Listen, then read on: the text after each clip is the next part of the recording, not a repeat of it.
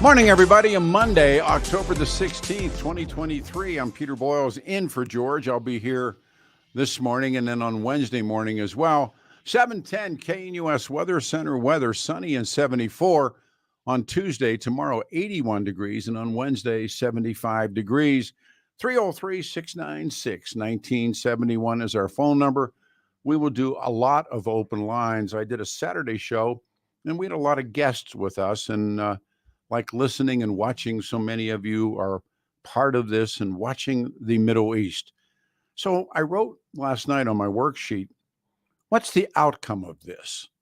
And can there be a peace? And I watched President Biden, quote unquote, last night on 60 Minutes. And it's so frightening that this man is the POTUS.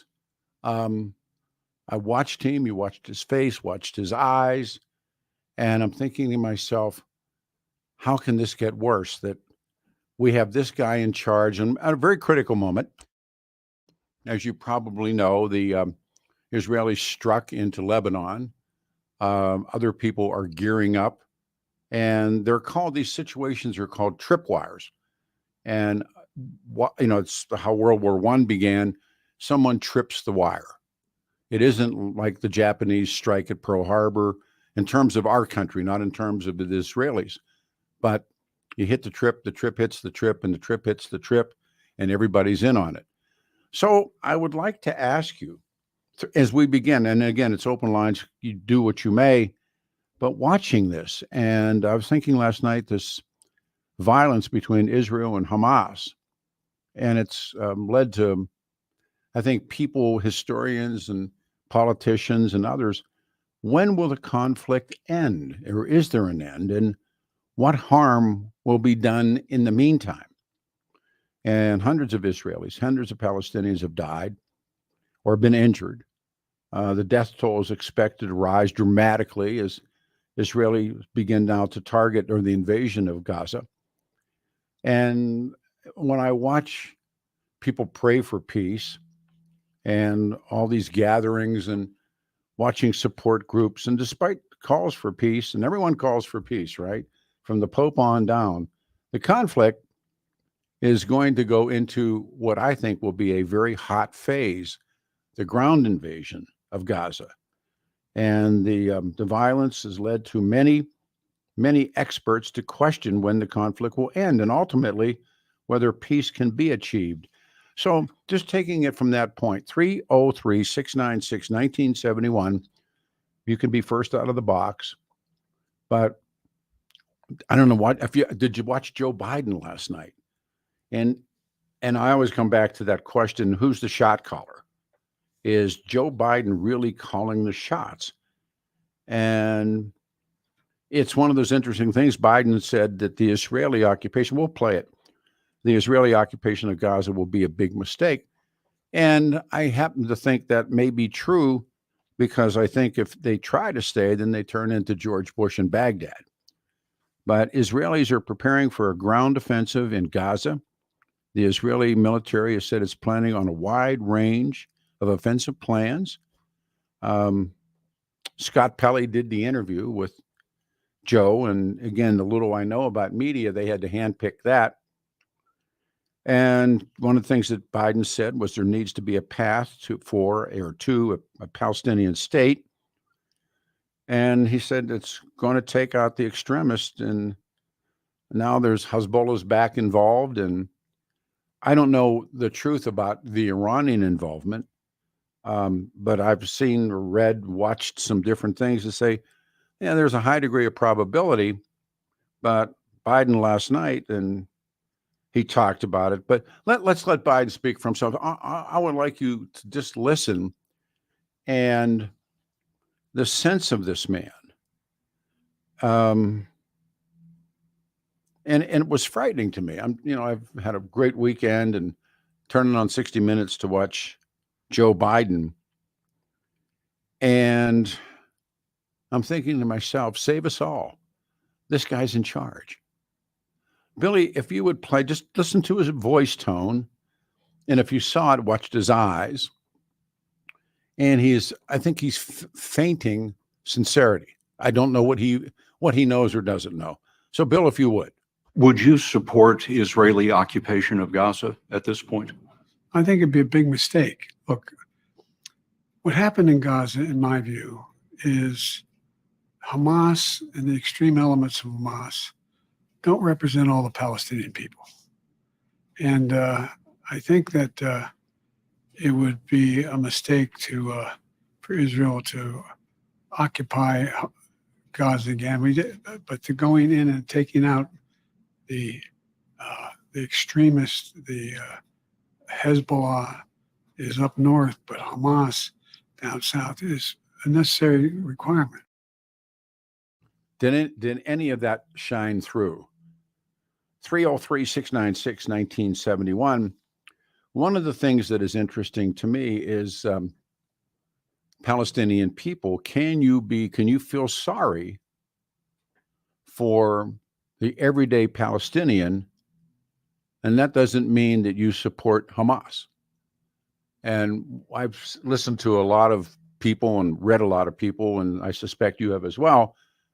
But is there an ability for people to have empathy, if you would, for Palestinians and not offer support for Hamas? And the Israelis vow to destroy Hamas. So what happens to Gaza at the end of the war? Is there an end of a war? We talked on Saturday with a couple historians, and the idea of there are places in the world where there is no tomorrow. It is simply yesterday repeating itself again and again and again. And it seems to be the cycle is about every 10 years. So oftentimes, who knows what's going to happen when this ground war begins, Billy? Okay, this is here's Joe Biden of another cut from that last night. Is it time for a ceasefire? Look, there's a fundamental difference. Israel is going after a group of people who engage in barbarism that is as consequential as the Holocaust. And so I think Israel has to respond. They have to go after Hamas. Now, Hamas is a bunch of cowards. They're hiding behind the civilians. They put their headquarters where civilians are and buildings and the like. But to the extent that they can separate out and avoid, I'm confident the Israelis are going to do everything in their power to avoid the killing of innocent civilians. Bill, there's a cut on his take on the Iranians, and this is Joe Biden on 60 Minutes. There's limited fighting already on the northern Israeli border, and I wonder, what is your message to Hezbollah and its backer, Iran? Don't. That was weird. Don't come across the border. Don't escalate this war. That's right. Is Iran behind the Gaza war? I don't want to get into classified information, but to be very blunt with you, there is no clear evidence of that. At this point, no evidence that Iran is behind any of this. Correct. Now, Iran constantly supports Hamas and Hezbollah. I don't mean that. But in terms of did they have foreknowledge? Did they help plan the attack? There's no evidence of that at this point. And then he talks, the next one speaks for itself. 60 Minutes and the president last night. Do you believe that Hamas must be eliminated entirely? Yes, I do. But there needs to be a Palestinian Authority. There needs to be a path to a Palestinian state. I read a piece last night that the part of the water got turned back on Gaza, and that the U.S. was behind it. They pressured the Israelis to turn the water back on. The Israelis were not going to do that. So the Israelis say no ceasefire and urging people to leave Gaza. Joe Biden says reoccupation would be a mistake, and that's where this war is headed. It is your turn. 3 on Peter Boyles I think George is off all week, I believe. And this war is expanding. And why is an American carrier off the coast? Why there's a whole carrier task force? Why is it out there? Who's expecting what? And there are people. I listened to somebody talking about the United States of America should start launching Tomahawk missiles from that fleet into, of all places, Lebanon, and going after Hezbollah. Is there a way to tame this down, or the Israelis say, look, we're going to destroy Hamas, and when we come after them, we're going to grind them down? I've seen some of the pictures of Gaza, and where they looks like Berlin in 1945, where they used the fighter bombers, and they came through, and there really are, as there were in the initial attack, so many innocent people. Can you feel bad or feel empathy, somebody said, for Palestinians and not be supportive of Hamas? The other big stories locally are, of course, again, and we will be there for him when it all begins, what the state of Colorado is trying to do to Masterpiece Bakery, the Masterpiece Shop, and Jack Phillips. That's on the front burner locally. And we were, again, the mayor. Every time you think there could not be a worse mayor than Michael Hancock, we get upset. But the mayor is very upset, of all people, with Caldera for dumping the poop on the steps of the mayor. And I am convinced that this mayor is, they call it channeling. He's attempting to grab the image of the Kennedys. He not RFK Jr., but RFK, JFK, where he has that liberal bent. I think his haircut speaks for him. His clothing speaks for him. The white shirt, the pull down tie, how he moves his hair over. He is, and he, by the way, he's not just running Denver or attempting to run Denver. He's running for governor. He has his eyes on the prize. As you know, Polis is term limited. Somebody's going to move in the slot, and he has his eyes on that prize, or Senate, but I think it's the governor's job. He is when you thought, how can someone be worse than Michael? Well, there is, and it's this mayor right now. He's worse. So, all right, I'll read you from the wall. We'll do some turnarounds with Billy. Is it even possible that these two civilizations to coexist at this point? The more blood that's spilled, the harder it has become. No, I agree with that. How can he say Iran's not involved? That's laughable, but that's like saying we're not involved in Ukraine. There's nothing here to see. That's a really well put together. It's fairly true. And the fear is who jumps and who gets out of it. So can you end this? What does peace look like? Can there be peace?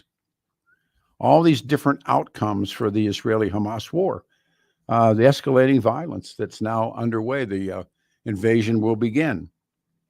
But Hamas launched this assault on October 7th, killing hundreds of Israeli civilians and taking all the hostages they took initially. And now Israel's border, the border communities have been evacuated, and here we go. The armor units are up there, and the game is on. To the wall again. I might hit this thing, Pete. Make it work. It's like you haven't been on the job for a while. Here it is. What is Qatar's role in this? Why are there $6 billion transferred to the banks there? I didn't know that there was. But the clarification, the $6 billion is the money that we had frozen from the Iranians in the 70s, Yep. and it was sitting in South Korea. No. In order to get access to the humanitarian programs, the money was transferred over to Qatar from South Korea. Yeah. It's holding there, Yeah. and the U.S. has just negotiated a hold on that money with Qatar, Yeah. so no money leaves. There isn't a single dollar that's left Qatar yet for Iran. No, I knew that part of the money. I didn't know that it had gone to Qatar. But no, it's, of course, it's money that Jimmy Carter seized when the overthrow of the Shah took place, which endeared Iranians to the United States of America. No, they got rid of the Shah.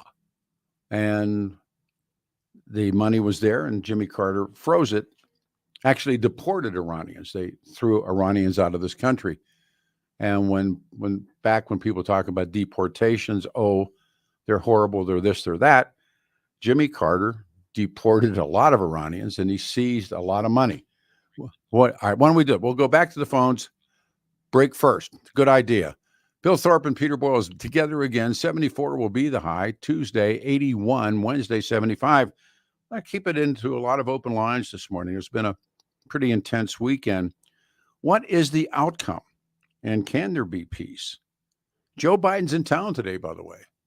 Joe's here in Colorado. Your calls and everything else that goes with it right after this.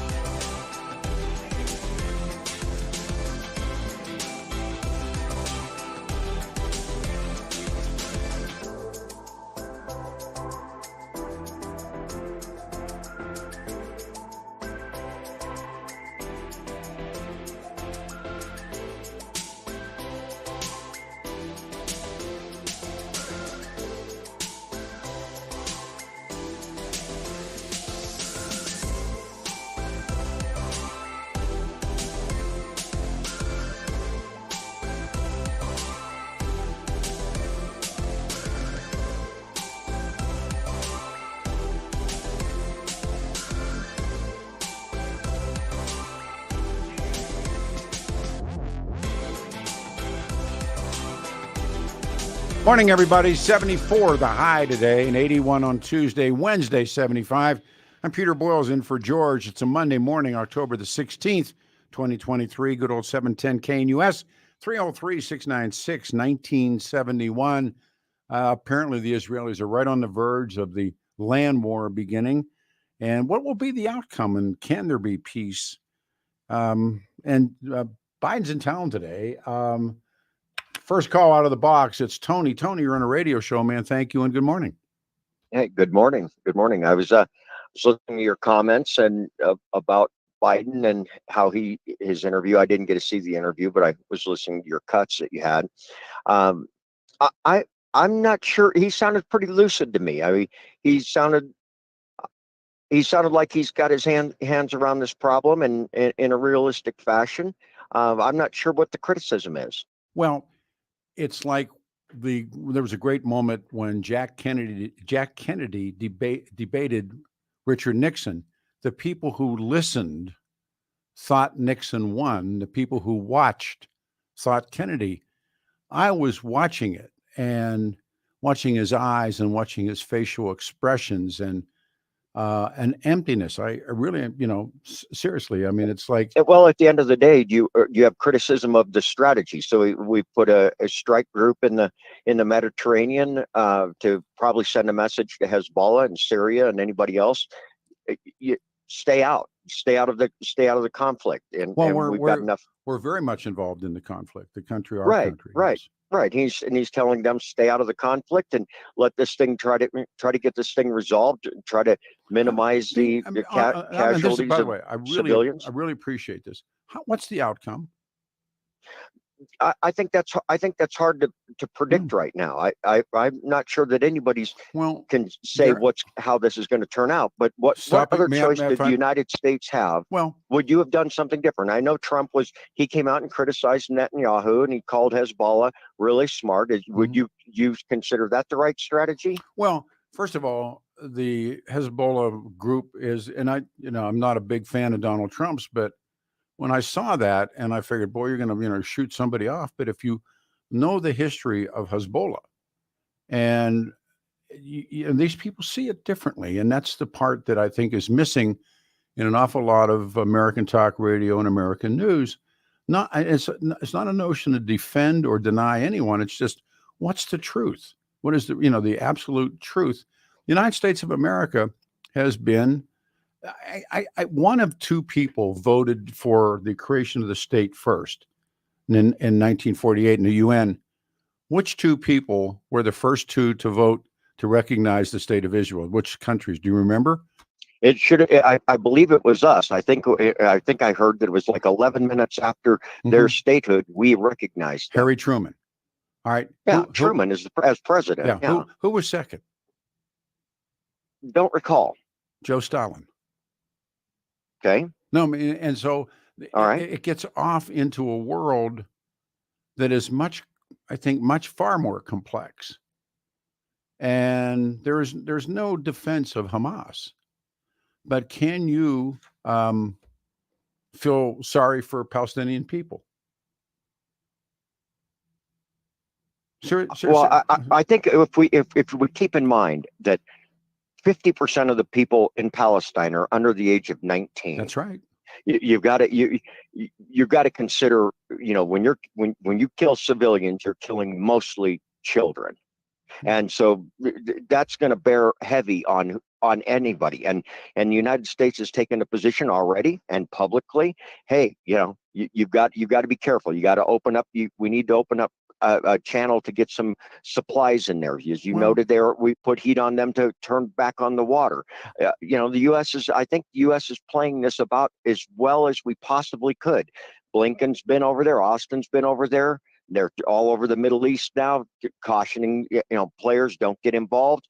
I think they're playing it exactly right, but I think they also have handled Ukraine right. Would you have handled Ukraine differently? I would have stayed out of it. I think, I'm probably more like the traditional Republican that says that the United States has a role on the world stage to protect democracies. There was a time when we were the good guys, and I'm not too sure we remain the good guys. And I watch this from a historical perspective, and you think to yourself, how does this end? And my response to my own question is, it ends as it began and will begin again. That how is there ever going to be, and best of my knowledge, how can there be peace? This goes back historically. We did a couple of very good, I think, good history lessons on a radio show on Saturday, and how the creation begins and how the state is founded and everything that goes with it. The British in particular are, and if you look at the world today, and I've said this too many times, but where there's a bad place, where there's a hot spot, the British were involved at one time or another as colonial powers. But I want to come back when we're talking about, the 19-year-old kids on Gaza. There were these really interesting studies that were done about the IRA in Belfast. And during the day, Sean is a 19-year-old unemployed ship worker. But at night, Sean's a colonel in the IRA. Who knows what's going on in Gaza, but we have seen this repetition historically, time after time after time after time. Remember, the men who launched the revolution in this country were young men. I look. I understand it's a complex problem, and but at the end of the day, I think we had to defend Israel. Well, and I think that's exactly what we're doing. I'm not saying that's not so. What I am saying to you is, is there an outcome? Can there be peace? What happens when? And again, I think there was probably mistakes made in hindsight. The actions of the last presidency to turn Jerusalem into our location for our embassy was probably not a good idea. Agreed.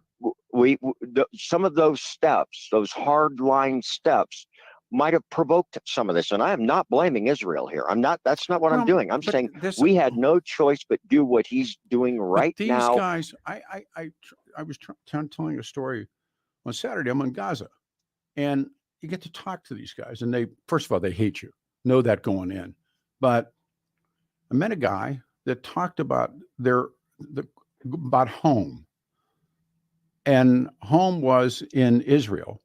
He could tell you about the house and where the olive tree was in the backyard. Not only had he never been there, his father hadn't been there. Now, I understand that sounds unreasonable. I'm looking for a word, but that's the mindset of these people. And it's like, I'm reading last night where there are a number of these Palestinians that aren't going to leave. And when asked why, they said, we already left one home. We're not going to leave another. And they're defiant. I mean, don't think, what was the great line? Lyndon Johnson's biggest mistake was he believed that Ho Chi Minh thought like he did. Ho Chi Minh was thinking 180 degrees. So when, a couple guys like you and I think, what would we do if we were Palestinians? That's not what they're thinking. Well, in this case, I'm not even actually saying I know what the Palestinians are thinking. I do know. I can say this: when you're short on food, water, and electricity, and you say move 1 million people to the south part. I mean, that's kind of like saying move people from Hamden to Bellevue, and that's not all that easy to do given their circumstance. But did you see the file footage where, a donkey cart and next to a Fiat next? I mean, there are some people leaving, but can you imagine how entrenched? And I think the Israelis are brilliant, and they're going to think this in spider holes and in those tunnels. And it's the battle for Baghdad, or better yet, the Assassin's Gate fights and that kind of stuff. And when somebody is willing to go to the end like that, it's not a place where it's true. There's a wonderful book that I just finished about 2 weeks ago about the last 3 weeks of the war against the Japanese and the decisions to drop the bomb and things that I'd never came across before, never read before. How many little Japanese kids and women and elderly did we burn. And I'm not saying it wasn't right or wrong, but we did that. We burned them. And in fact, one of the reasons they said they chose Hiroshima was it was one of the few Japanese cities still standing that LeMay hadn't burned. And that's why they used that as their target. But, and even the second bomb, Nagasaki bomb. And then they still hadn't heard from the emperor. They still hadn't heard from the government. And I didn't know in Wendover, Utah, they had more bombs. And LeMay actually called for the third bomb. And then there's somebody to surrender. One of the problems I have is who surrenders? Or is there a surrender? My answer is no, probably not.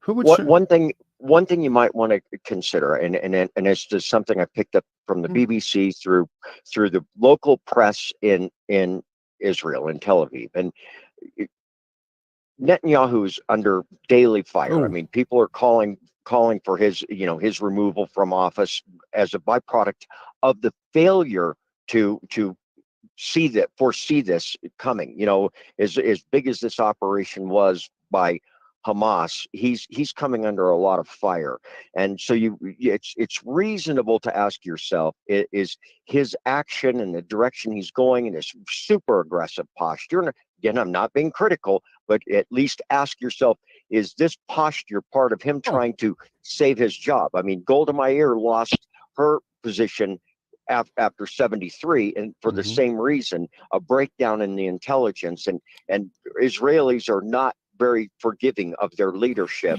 for not foreseeing it. I think you might want to keep that in mind, that a lot of the actions right now by Netanyahu and his posture of invasion and so forth may be him trying to send a message to his people. I'm still in charge here. I've got my hands around this. Yeah, but and again, when I hear that, where the hell was the CIA and everybody else before 9/11? There was so much overwhelming evidence that they were going to pull this off.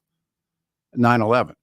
And, and now you hear, or at least you read, that the Egyptians 3 days prior to the invasion or the uprising, whatever we want to call it, they told them these guys they're going to do this. And there was overwhelming evidence about what was going to happen on 9/11.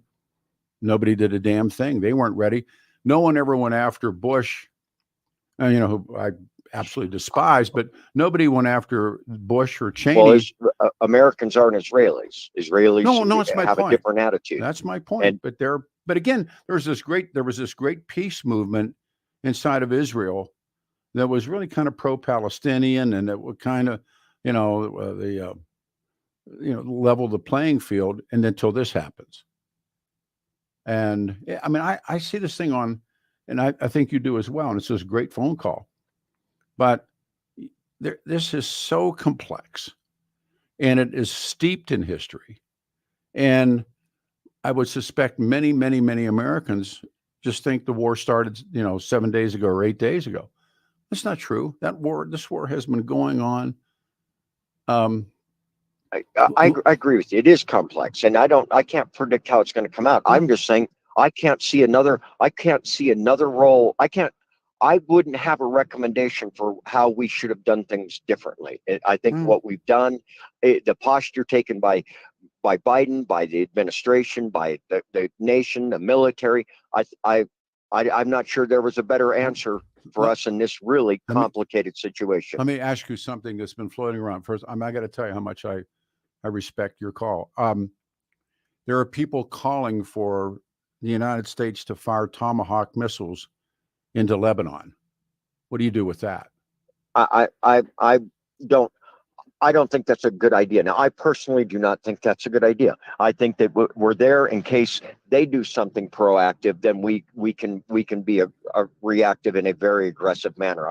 I don't think we should be proactively launching anything anywhere. Just us being present, saying we're here and able to put down whatever comes our way. I that's enough. I don't believe we need to proactively start launching into Lebanon. That's what you asked, that's what I said. Wonderful first call. All right. Which I think also. Peter, thanks for the time. Oh, you're very kind, man. Thank you. We have one line open. Monday morning, October the 16th, 2023. 74 will be the high. 81 Tuesday, 75 on Wednesday.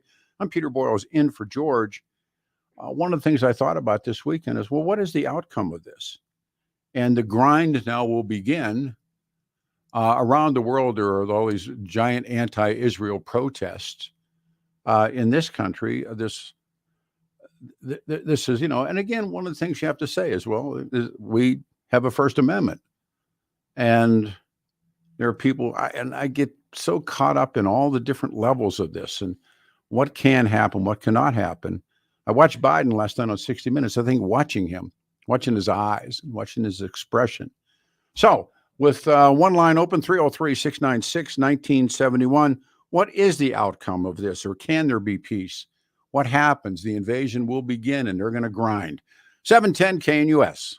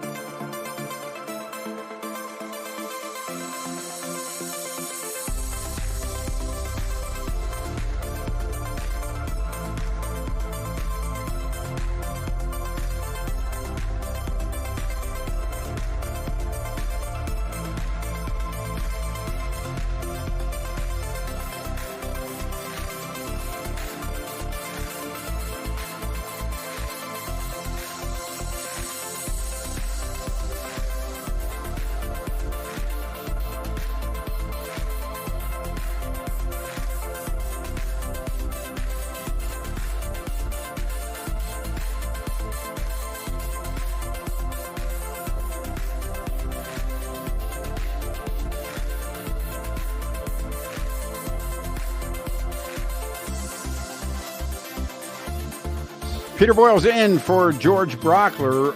It's just been announced Joe Biden has canceled his trip to Colorado.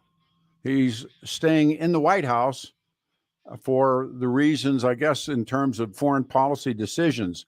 So that takes that off. Monday, good morning, everyone. 710 KNUS. 74 will be the high. Tomorrow, 81. And on Wednesday, 75 degrees. It is 710 KNUS. Going to do a total open line show until the end, and I have a new doctor I want you to listen to or meet. But how does it end? And can there be peace? What is this about? And how it widens?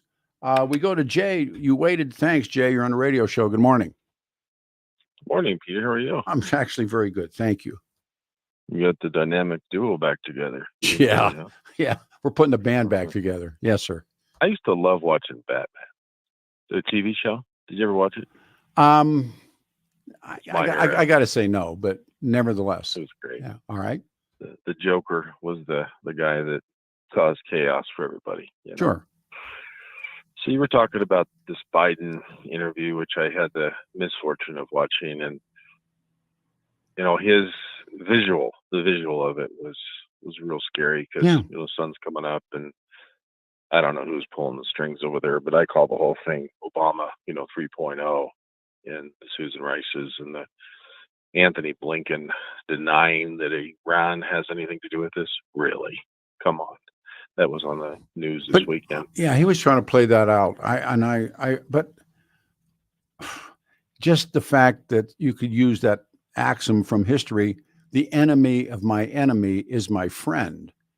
And the relationship between Iran and Hezbollah, and then the relationship between Hezbollah and Hamas, it would lead you logically to believe that the Iranians are there. Well, of course. Yeah. You've actually been over there, and I listened Saturday. You had the Catholic priest on. Mm-hmm. He was really, really in depth and great information. I hope people listen to what it's really, really going on over there. And he knows so much about it. It was an excellent interview. Well, he's Lebanese, and Lebanon was destroyed by the invasion. When PLO gets kicked out of Jordan, Yasser Arafat, what do? They invade Lebanon. What then? Well, the Israelis then invade Lebanon to get the PLO. What then? The Syrian army comes in, and in essence, they just destroyed, and the United States was involved in that as well. And they just, the place that was called the Paris of the Persian Gulf, was Beirut.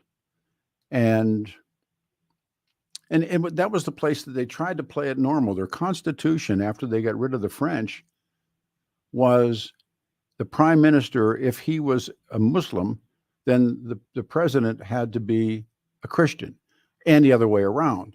And that lasted for a while. And now all these refugees are in Lebanon that came out of the Bush War. And now they want the gates opened again. The Egyptians have opened the gates. It is so, when Andre was a kid, the New Jersey was shelling. and I'm in Lebanon, and I was at Beirut University, not American University, but Beirut University.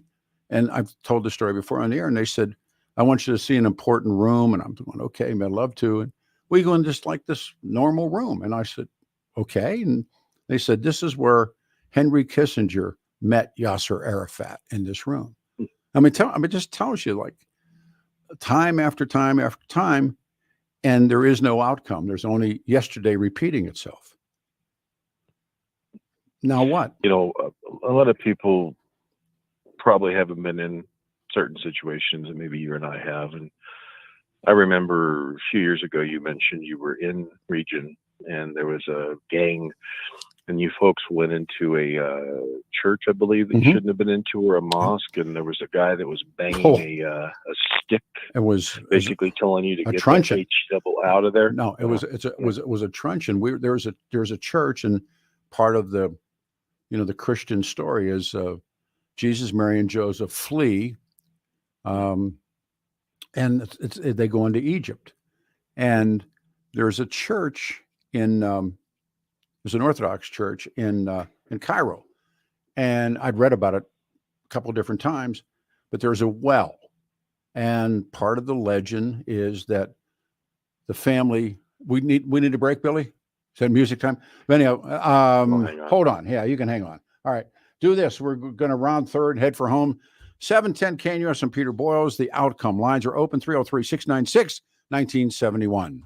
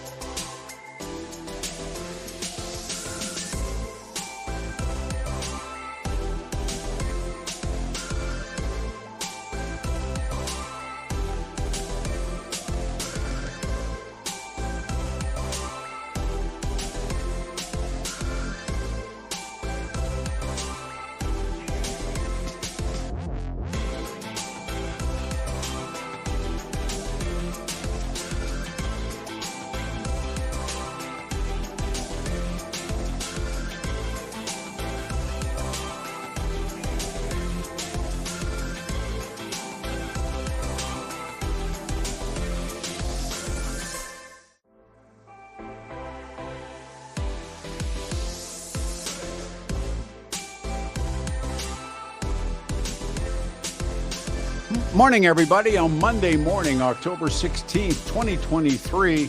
I'm Peter Boyles in for George. I'll be here today and here on Wednesday.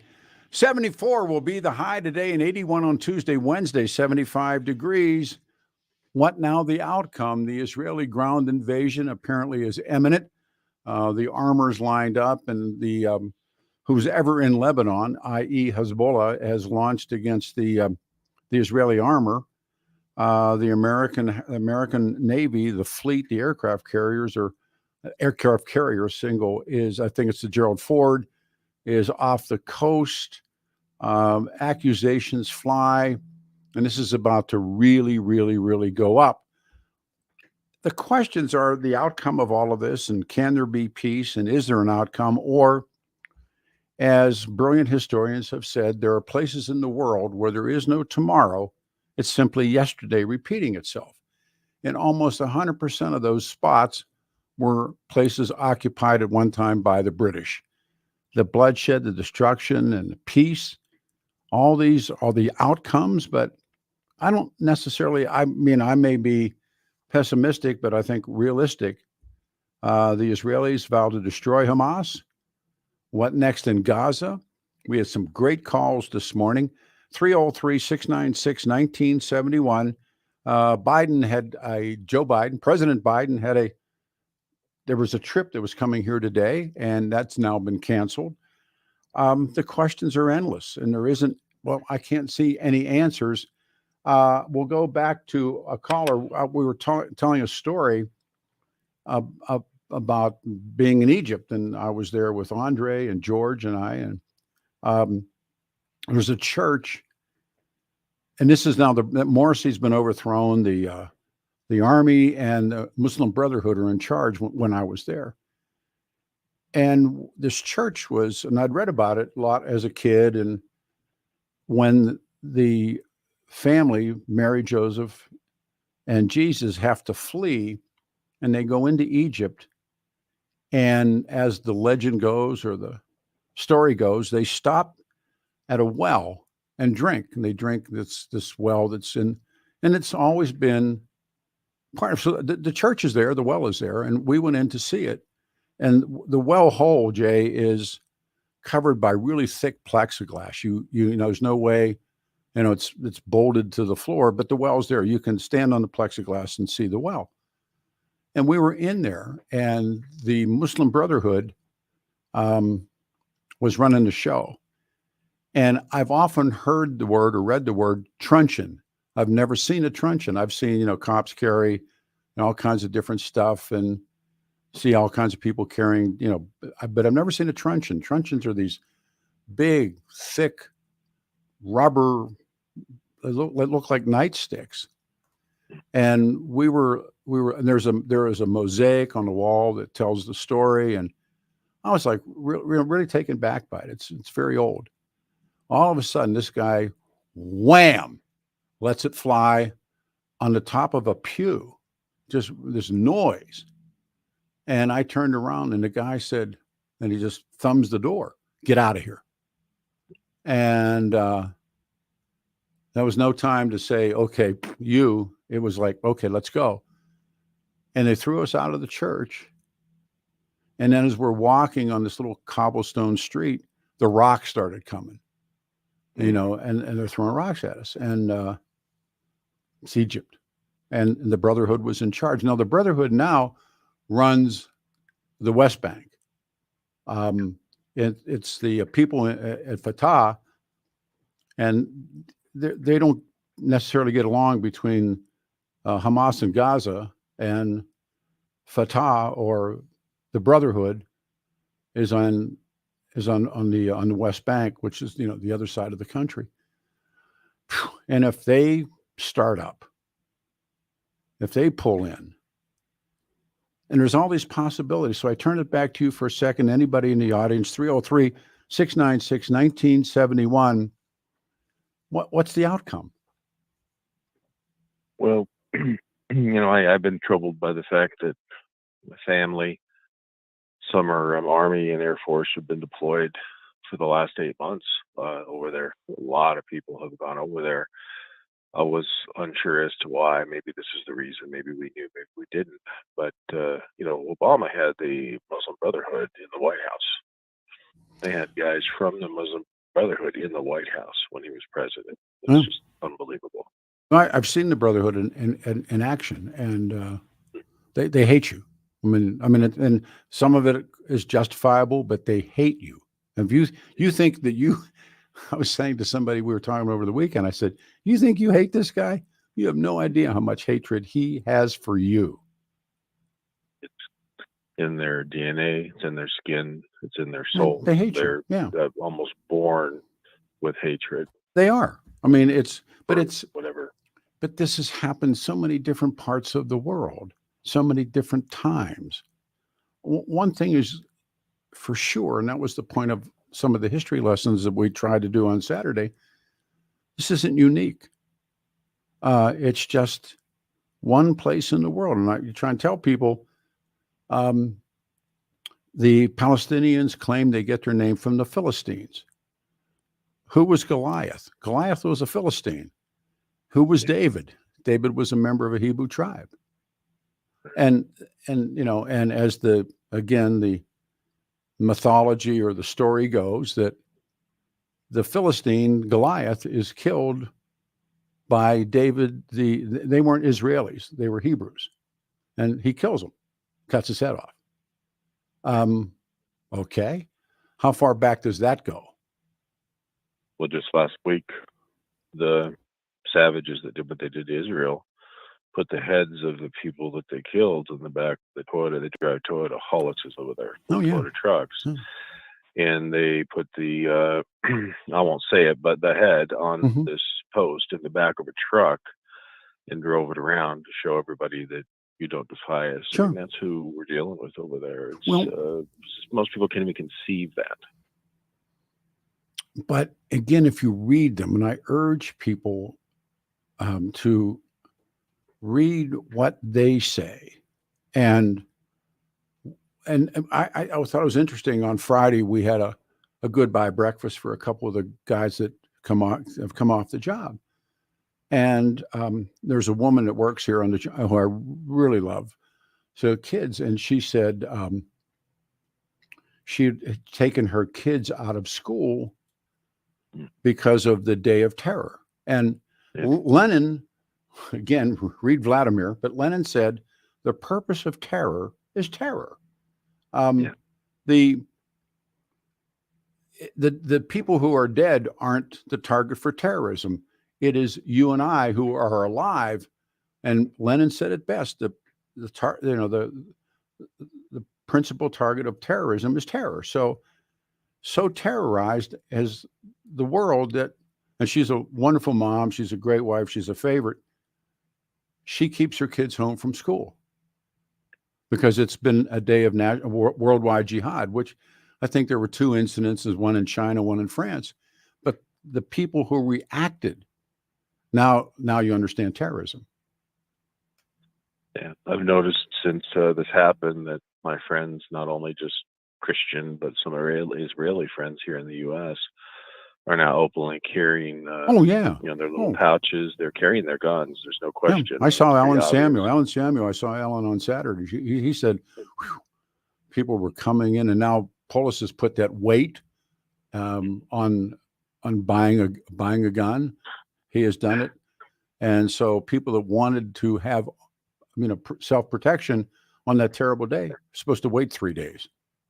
Yeah, well, that's just, if I really were in that position, which I'm not, after 3 days, I'm just going to get a lot more PO'd and just be more upset, Yeah, but the problem, who it hurts is the divorced husband or wife or a person that's needing to protect themselves from maybe a nasty neighbor.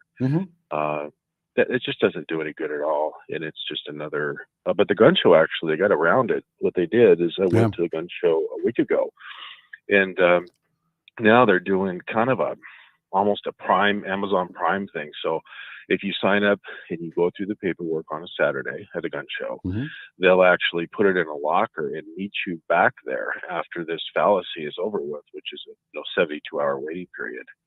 So they're getting around it which is good because people do need to be able to defend themselves.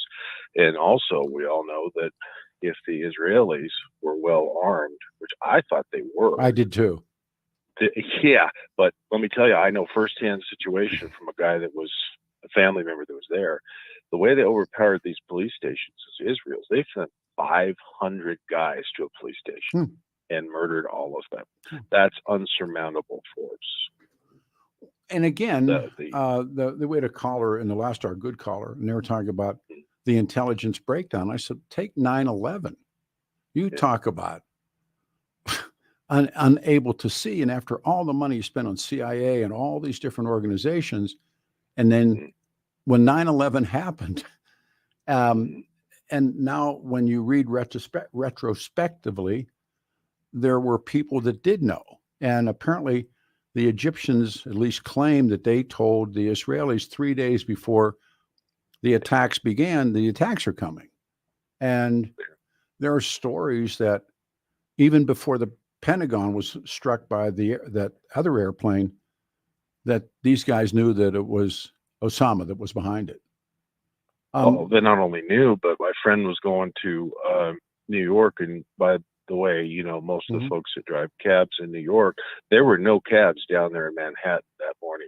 They knew. There's all the these word got out. Yeah, these stories. The dancing in New Jersey and stuff. Well, I don't know about that. Yeah. Well, no, but it got back to probably not, but it made for great storytelling and rose the ire of people. But again, when Biden said Israeli occupation of Gaza would be a big mistake, look at George Bush.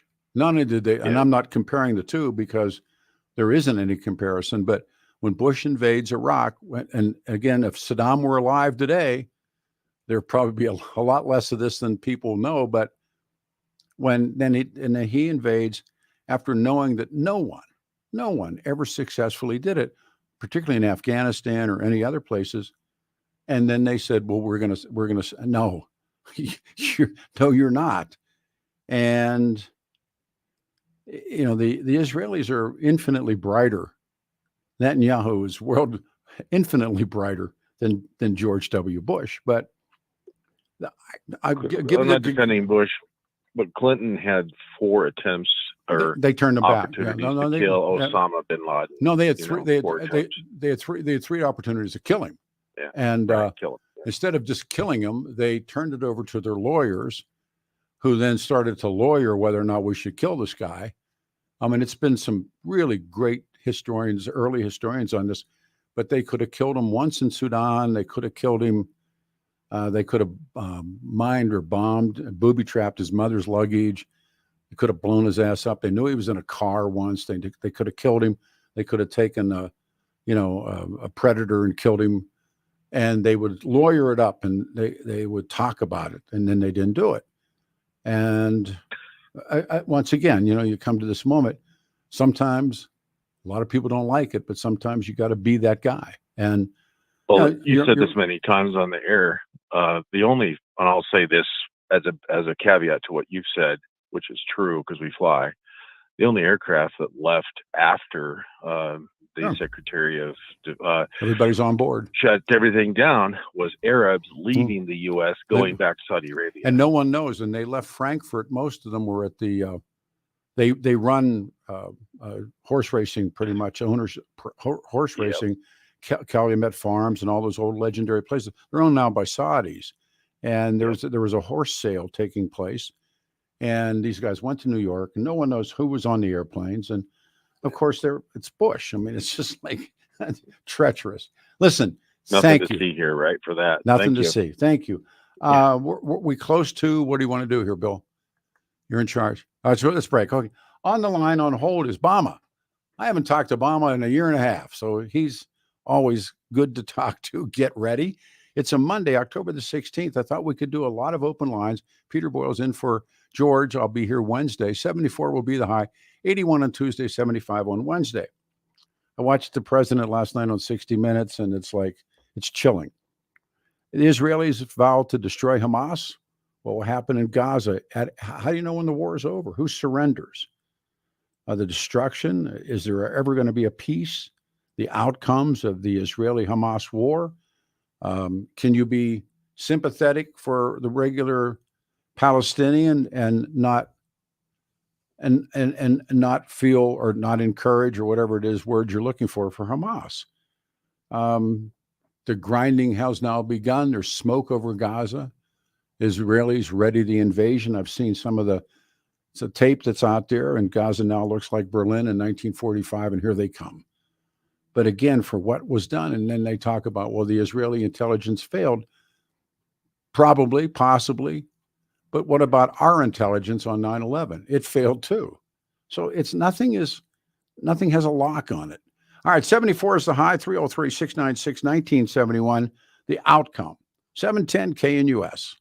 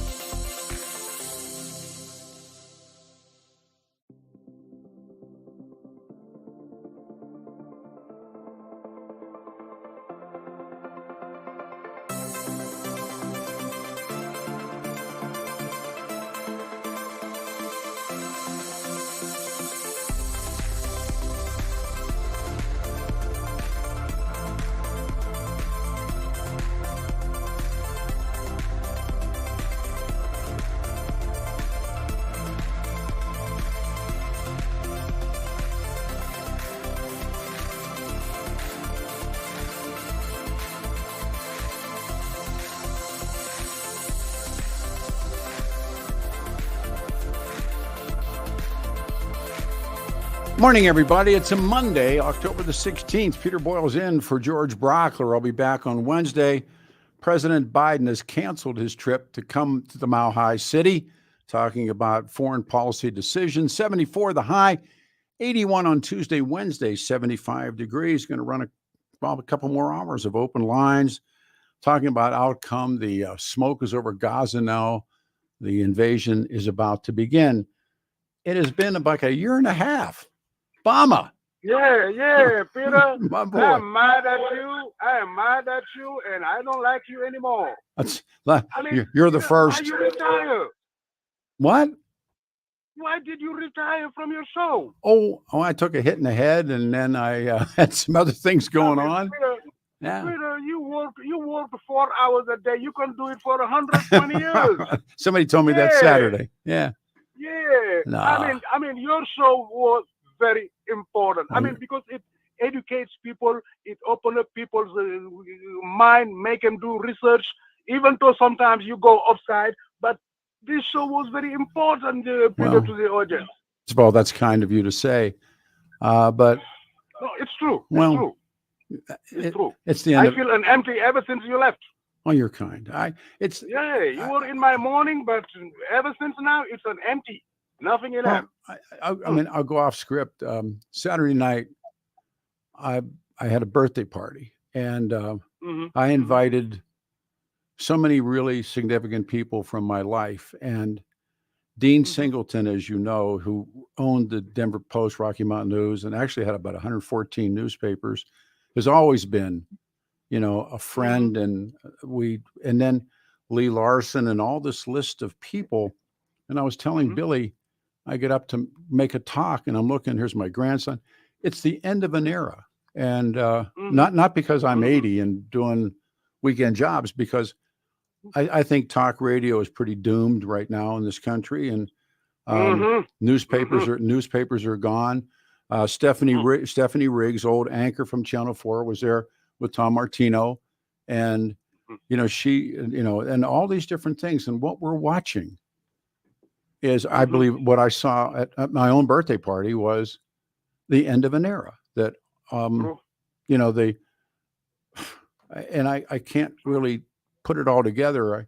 I talked last night to Chuck Bonnewell for a really long time about it, but it just, here's my grandson who is sitting over here, and then there's Dean, and then there's Lee Larson, and then there's Brian. And Brian has left the job, and I'm thinking, the whole of my career in this business that starts when I'm a writer for the traffic reports, all the way up to me walking away after getting clipped, and I realized that it's and then listening to the last 3.5 years of talk radio, and they wonder why they can't get this thing off the ground anymore. Well, it's self-explanatory. It's what they did to it. Absolutely. Yeah. And so I tell you, you are a money in a radio talk show, but you have to do what you have to do. Yeah, and it's like,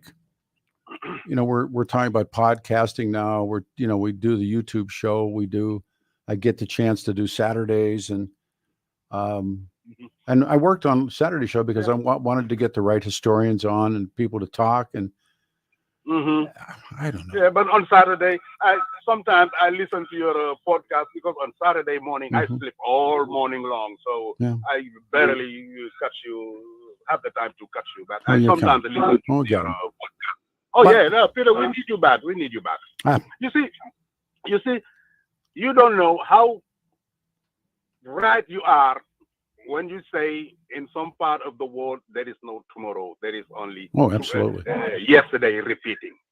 But if you look at this Palestinian, every Palestinian 75 years old or younger, they never knew what life really is about. Them kids, they don't know playground.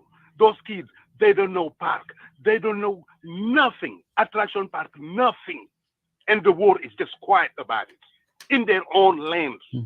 You said you have some guests who back out. I won't tell you, but somebody on Fear. Yeah. Fear of Yeah. They're afraid. fear of reprisal. They afraid to tell the truth because your truth is not gonna rub Israel's back. This is the truth. Nobody wants to accept. Hezbollah And Hezbollah was created in Lebanon. When people say Hezbollah invaded, no, they didn't. They came up out of the prisons. They came out of the prison systems. Yep. When the PLO flees and invades Israel, and then the Israelis chase them in, and then the Syrians chase them in. This is where Hezbollah gets its roots. Oh yeah.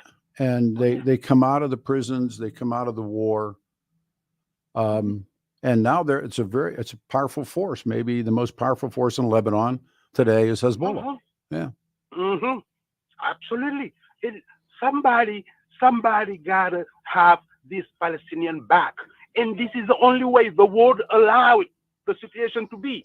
Well, these Palestinians, they are in their land, but they cannot even have clean drinking water. They cannot have a job. They cannot eat what they want to eat. Everything depends on Israel. Can you? I wrote this down on my worksheet.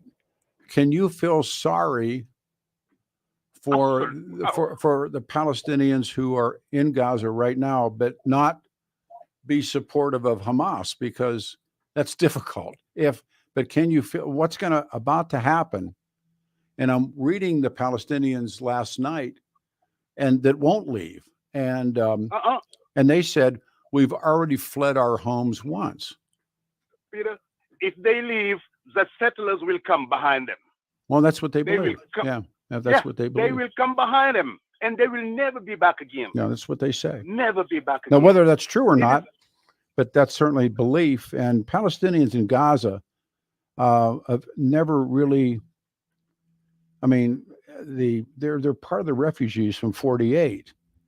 And there's been an occupier there since, they say, in 67 in the Arab-Israeli war. I'm going to read these guys. And since 2007, remember 2006, there was an election, and the Palestinians, they elected Hamas.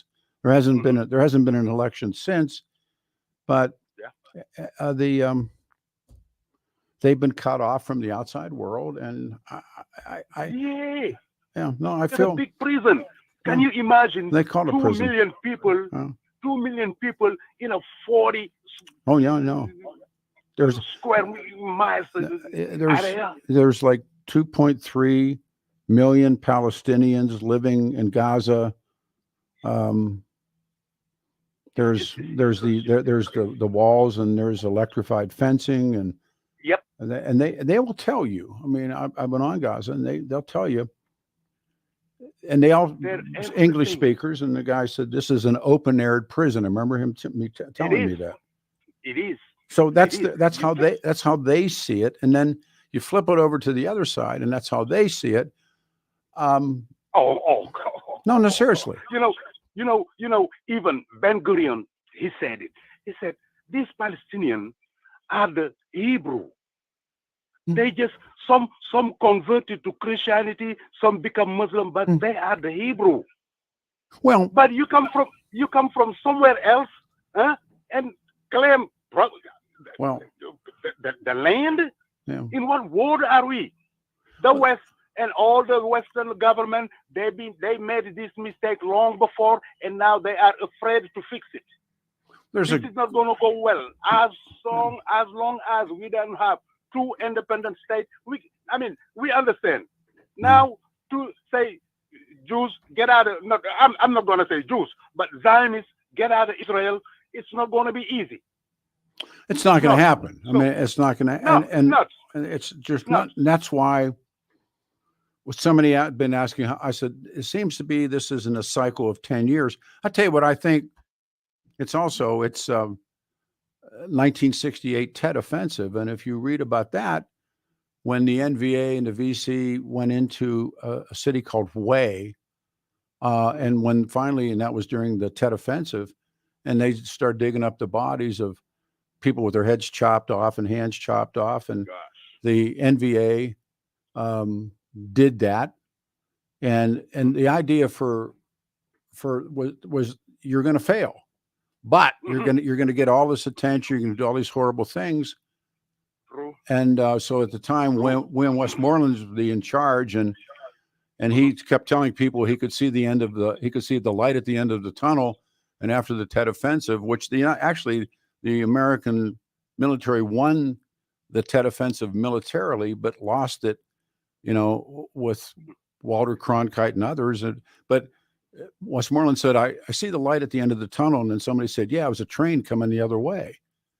And there's the Easter Rising in Ireland on Easter Sunday, 1917. They seized the post office, and they're going to go die. They're going to go die. Yep. And you don't have nothing to lose.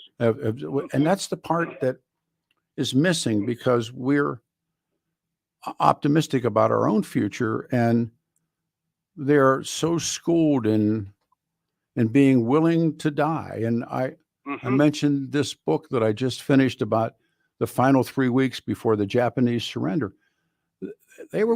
We United States of America had burned lots of women and children. And actually LeMay once said that, if they don't win this, he could be tried for a war crime. Absolutely. No, and they all knew, and yet they knew that these people were so resolute that they were not going to surrender, and you had to kill them. And but there was somebody to quit. I don't know who would quit, who would surrender. Nobody. There's will. Nobody there. Will. They won't. But if the whole world wanna hold the truth, tell them what's going on, I think we can do something. I don't know. I mean, there is no other way but two different separate states. No other way. Well, that's what Biden. Israel is nothing but the project. They don't have no constitution. They don't have no border. They want to take the whole Middle East area. But see, what you say is what is being said against them. But they have fought these wars. I mean, they have fought these wars again and again and again and again. I mean, when the state is founded, there's going to be war because you take somebody's land. That's going to be war. Peter, if I come and take your house, you're going to fight me tooth out. No, That's what they do. The Palestinians, they are in their rights. The wrong part, that's what everybody supports, which is just mind-blowing. But then people don't know what they're talking about, or they don't know their history. They don't know nothing. They just want to be big mouth, but they don't have a clue about the situation. It is none. It has no good ending. No, it's not. It's not going to end good. And the West created all the situation. Well, they created all the situation. Look at Biden. Sure. Biden is asking Netanyahu, "What's your plan when you invade Gaza?" Netanyahu didn't even care to answer him. He didn't even care to answer him. And I'll give you the final comment. But again, this is one of the places in the world where the British came in and acted as if, and that's why that's where you get Nasser. That's where you get these people from. Nasser overthrows Farouk. I when I was a kid growing up, I read about, and I was like schooled to not like Nasser, that Nasser was a bad guy. And as I got older and read and did some traveling, then I realized Nasser was Nasser was a hero. He was.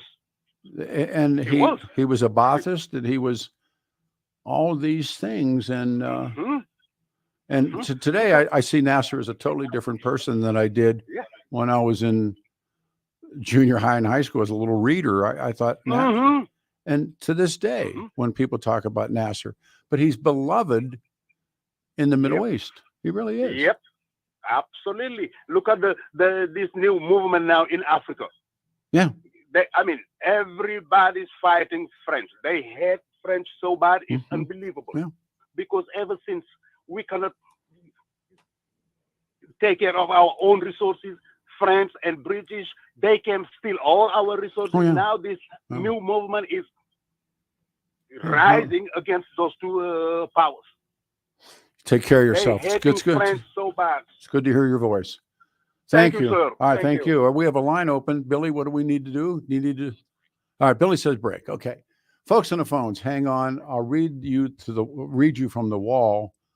Who took whose land? Well, there is this theme that goes through history called might makes right. And there is a moment where I think it's Pius IX, and Pius IX is upset at Napoleon.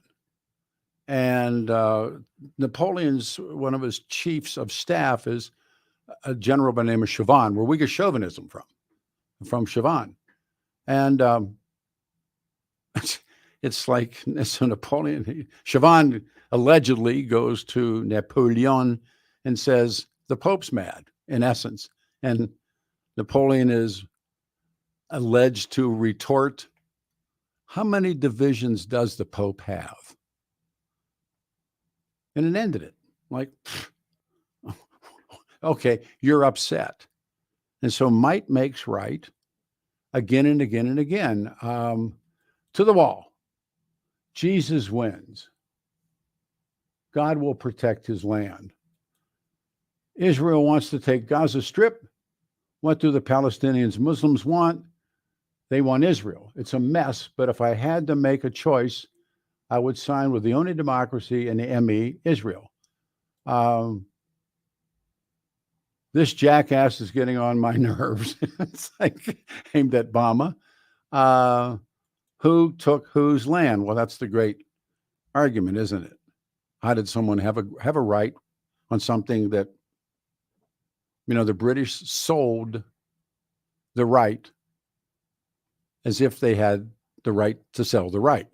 74 will be the highs on Monday, 81 on Tuesday, 75 on Wednesday. I think if you read the history of it and try and find, you get lost in it. What is the outcome of this, and can there be peace? As people have any empathy for Palestinians? Joe Biden last night on 60 Minutes and cancels his trip coming here. It is your turn, 303-696-1971. Stay right here.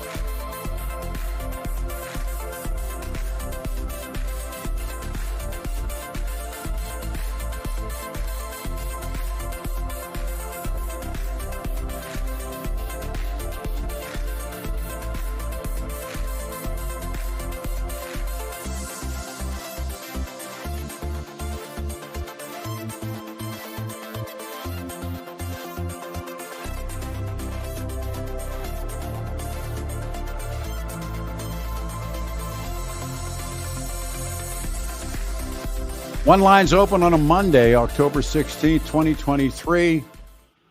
The land war is about to begin. So many things are happening in the world as we speak. You know, it's interesting. Ukraine is now off the front burner. 74 the high today, 47 tonight, 81 Tuesday.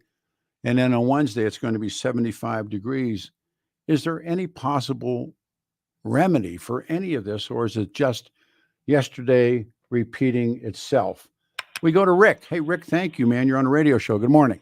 Good morning. Thanks for your great informative effort here. For those of us who don't have time to follow all this in detail, but you mentioned Calumet Farm. Do you happen to know where that's located? In Kentucky. Okay.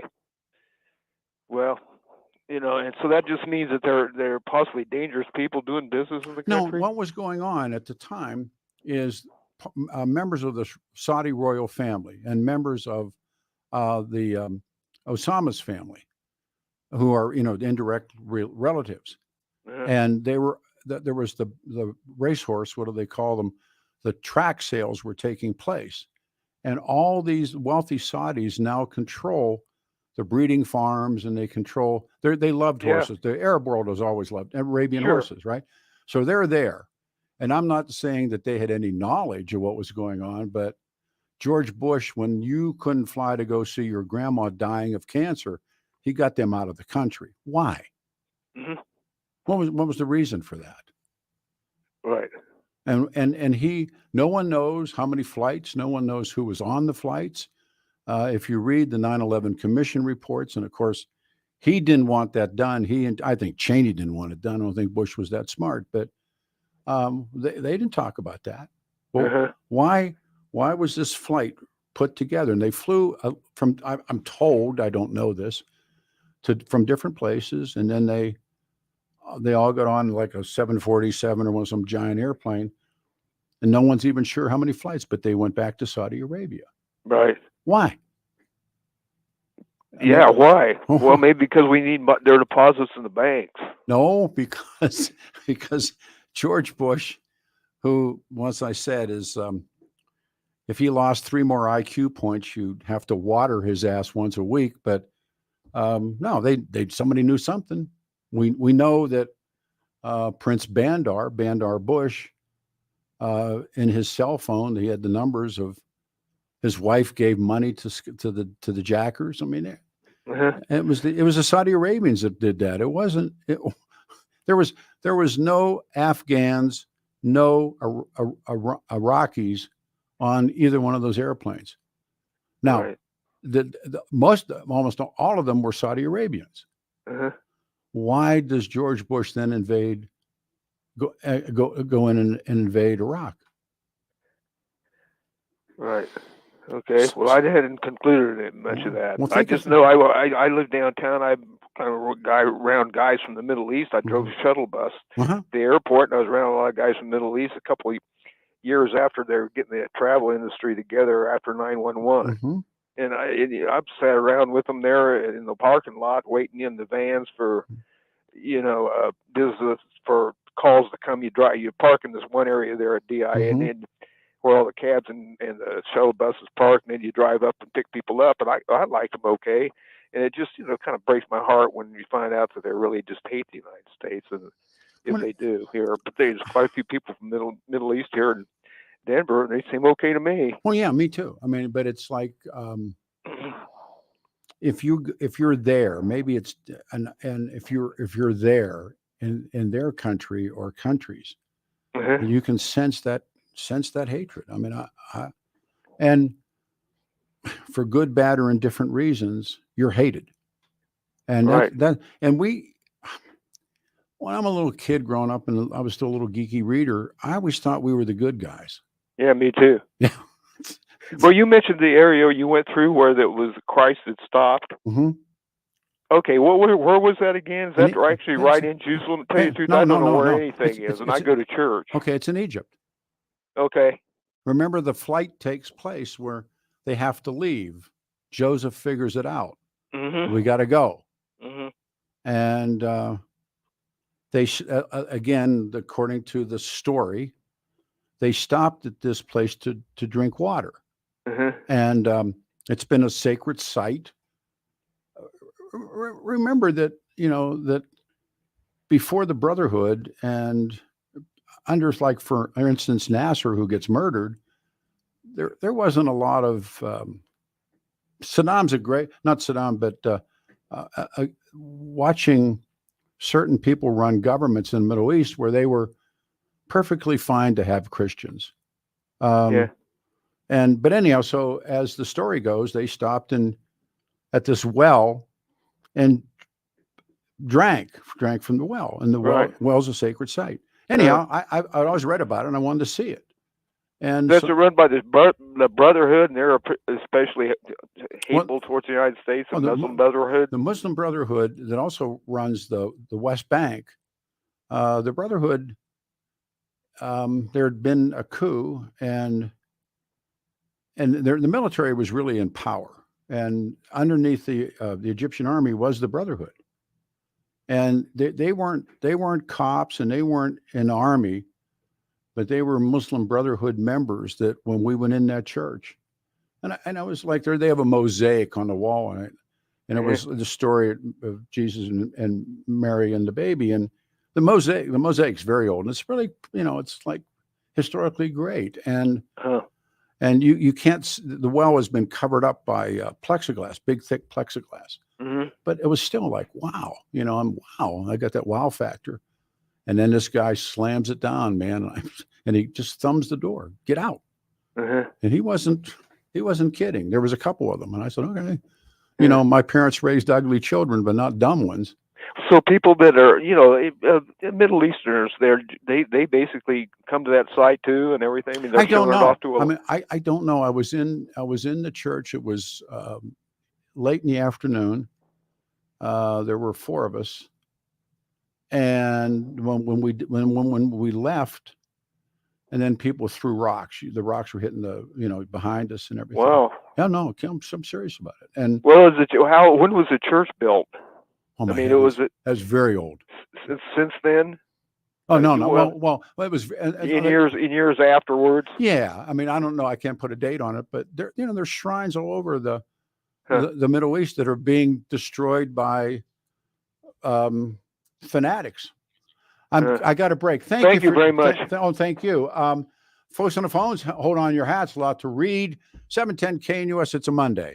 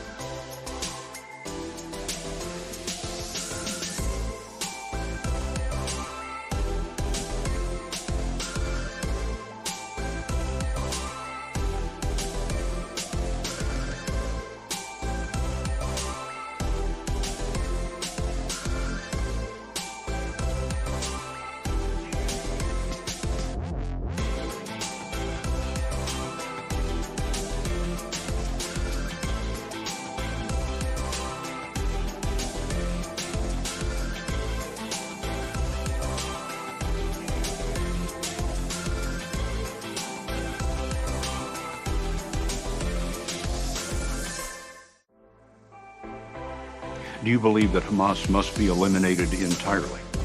Yes, I do. But there needs to be a Palestinian Authority. There needs to be a path to a Palestinian state. Peter Boyles in for George Brauchler. I'll do this morning and I'll come back do Wednesday morning. That, of course, President Biden last night on 60 Minutes, who had a scheduled trip to Denver to the Mile High City that this morning it's been canceled. Good morning, everyone. 710 KUS Denver's talk station, 303-696-1971, 74 the high, 81 tomorrow, and 75 on Wednesday. And now the horror show unfolding, and it's going to spill into Lebanon, or the Israelis have struck into Lebanon, and of course there have been rockets fired out of Lebanon, and the carnage that was inflicted on Israeli citizens over the last weekend, and it is coming to a head. But then what? And one of the questions that's been interesting to listen to this morning is, now what? What is the outcome? And can there be peace? Will there ever be peace? And this notion of there is no tomorrow. It is simply yesterday repeating itself again and again and again.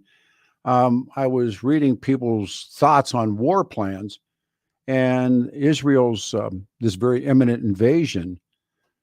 They're going to be the occupier, and people, again, military strategists have said, you got to stay 18 months if you invade. 18 months in order to dismantle the bloodthirsty monsters of Hamas. 18 months. Then what? What will the world then turn into? So it is open lines. Let's go to Joe, who waited. Joe waited the longest. You're on the radio show. Joe, good morning. Hey, Peter. Hello, Joe. Hey, I'm so disappointed in you. You know, you're the second one. Okay, why? You seem to have gotten soft over the years in your old age. I seem to be. I'm sorry. I didn't hear what you said. I've forgotten. Soft. Oh, soft. Okay. Go ahead. Soft. Yeah. You seem to have forgotten all the lessons that you learned from experts like Robert Spencer and all the other guys you've had on your show over the years about how evil and dangerous the religion / political movement of Islam is. And you seem to be making excuses for these people over there when they're the ones who started the conflict between it's interesting. them and us. I'm more in love with history than I am with anything else in life. And if you read, and I would urge you to read it, take it back to Balfour, take it back to prior to that, to prior to that, to prior to that. And nothing happens in a vacuum. And in the medium and long terms, I don't see peace. Do you? No. All right. So what? And do you know why? Do you know why there will never be peace? Why won't there be peace? Because you either belong in Dar al-Islam or Dar al-Harb. We're in Dar al-Harb, the land of the enemy. There will never be peace between Islam and the rest of the world. They started it. When Muhammad had his so-called vision. They started it when they invaded Europe in the year 711. They spread Islam across North Africa, enslaving black people. They're the ones who started the black slave trade. I'm black. I know what I'm talking about. I read about it. So you don't have to tell me to read because I have read. No, let's stop right there. Come on. Let's have a conversation. We are. Well, then please, please hold on for a second. The slave trade is pretty universal. There isn't any place. The Romans had slaves, Greeks had slaves, and the notion of slavery doesn't belong to the Muslim or Arab world. It belongs to the world, and it's been done to the Koreans by the Japanese and by the Chinese, and this guy by that guy. So that's, with all due respect, you put it aside. The British began the slave trade into this country. Barbados was the place where you, quote, broke black Africans. And that was given the green light by the colonial British. And you can't argue with that. Did they have buyers and sellers in Africa? Of course they did. But you can't, it's like cocaine. Unless you got a market, you can't move the product. And I've often believed that if we didn't have a bunch of people addicted to drugs in this country, the cocaine would pile up on the other side of the border. So that's an interesting part of this. And then you go back when the crusade comes. And so everybody goes back and forth on everybody else, and people pick and choose their own winners and losers. And I think there's and the more I read, the more I get into conflict about, well, what was the truth and what's not the truth. And so with respect to your call, nobody's got a lock on this. And for Okay. Okay. All right, go ahead. Now, can I talk? Okay. Oh, absolutely. Now, what group of people is associated mostly with slavery? It's Black people, and you know that's true. No, now, as being now before will you let me talk before you start all right. interrupting? Now, Arabs are the ones who associated Black people specifically with slavery. It goes to way back to that nonsense about Ham being Noah naked and all that foolishness. They're the ones who associated Black people with slavery. Now read up on it. I can give you a couple of books. No, it's okay. Now, wait a minute. I'm not through yet. Okay, no comment. Go ahead. You people like you. Wait a minute. Whoa. You people. What is you people? I'm about to explain. If you let me. Say that again. It's a self-deprecating white people. I'm not self-deprecating. For slavery. I'm by far for slavery. I am by far. Listen to me. Stop. Please stop again. You people. I love you people. I just explained it. Self-deprecating white people. So now let me ask you, how should I deprecate? What position should a white person have? I'm trying to explain it. Then please do it. Then do it. Europeans knew nothing about the Black African slave trade before Arabs subjugated Africans and then invaded Europe and took them up. Will you please let me continue? Why does this matter? Because it's history. That's what you love. It's history. I can't play this game with you. I just can't. Let me explain. All right. White people knew nothing about the African slave trade until the Arabs took their Black African slaves into Europe when they invaded Europe in the year 711. Now, it's no accident that Portugal first and then Spain are the ones who started the African slave trade into the New World. That's because the Arabs had taken those slaves up there, and that's where they got that from. My friend, stop. It started in the Middle East. Wait a minute. Stop. What did Greeks and Romans do? What did the British do? Didn't they all hold slaves?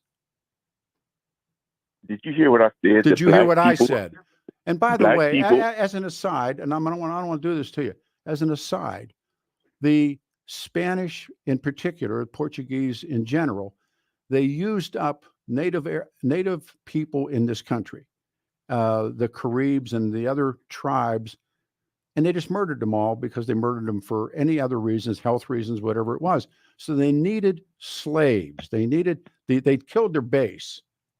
And so they said, gee, these Black people can take it in the sun.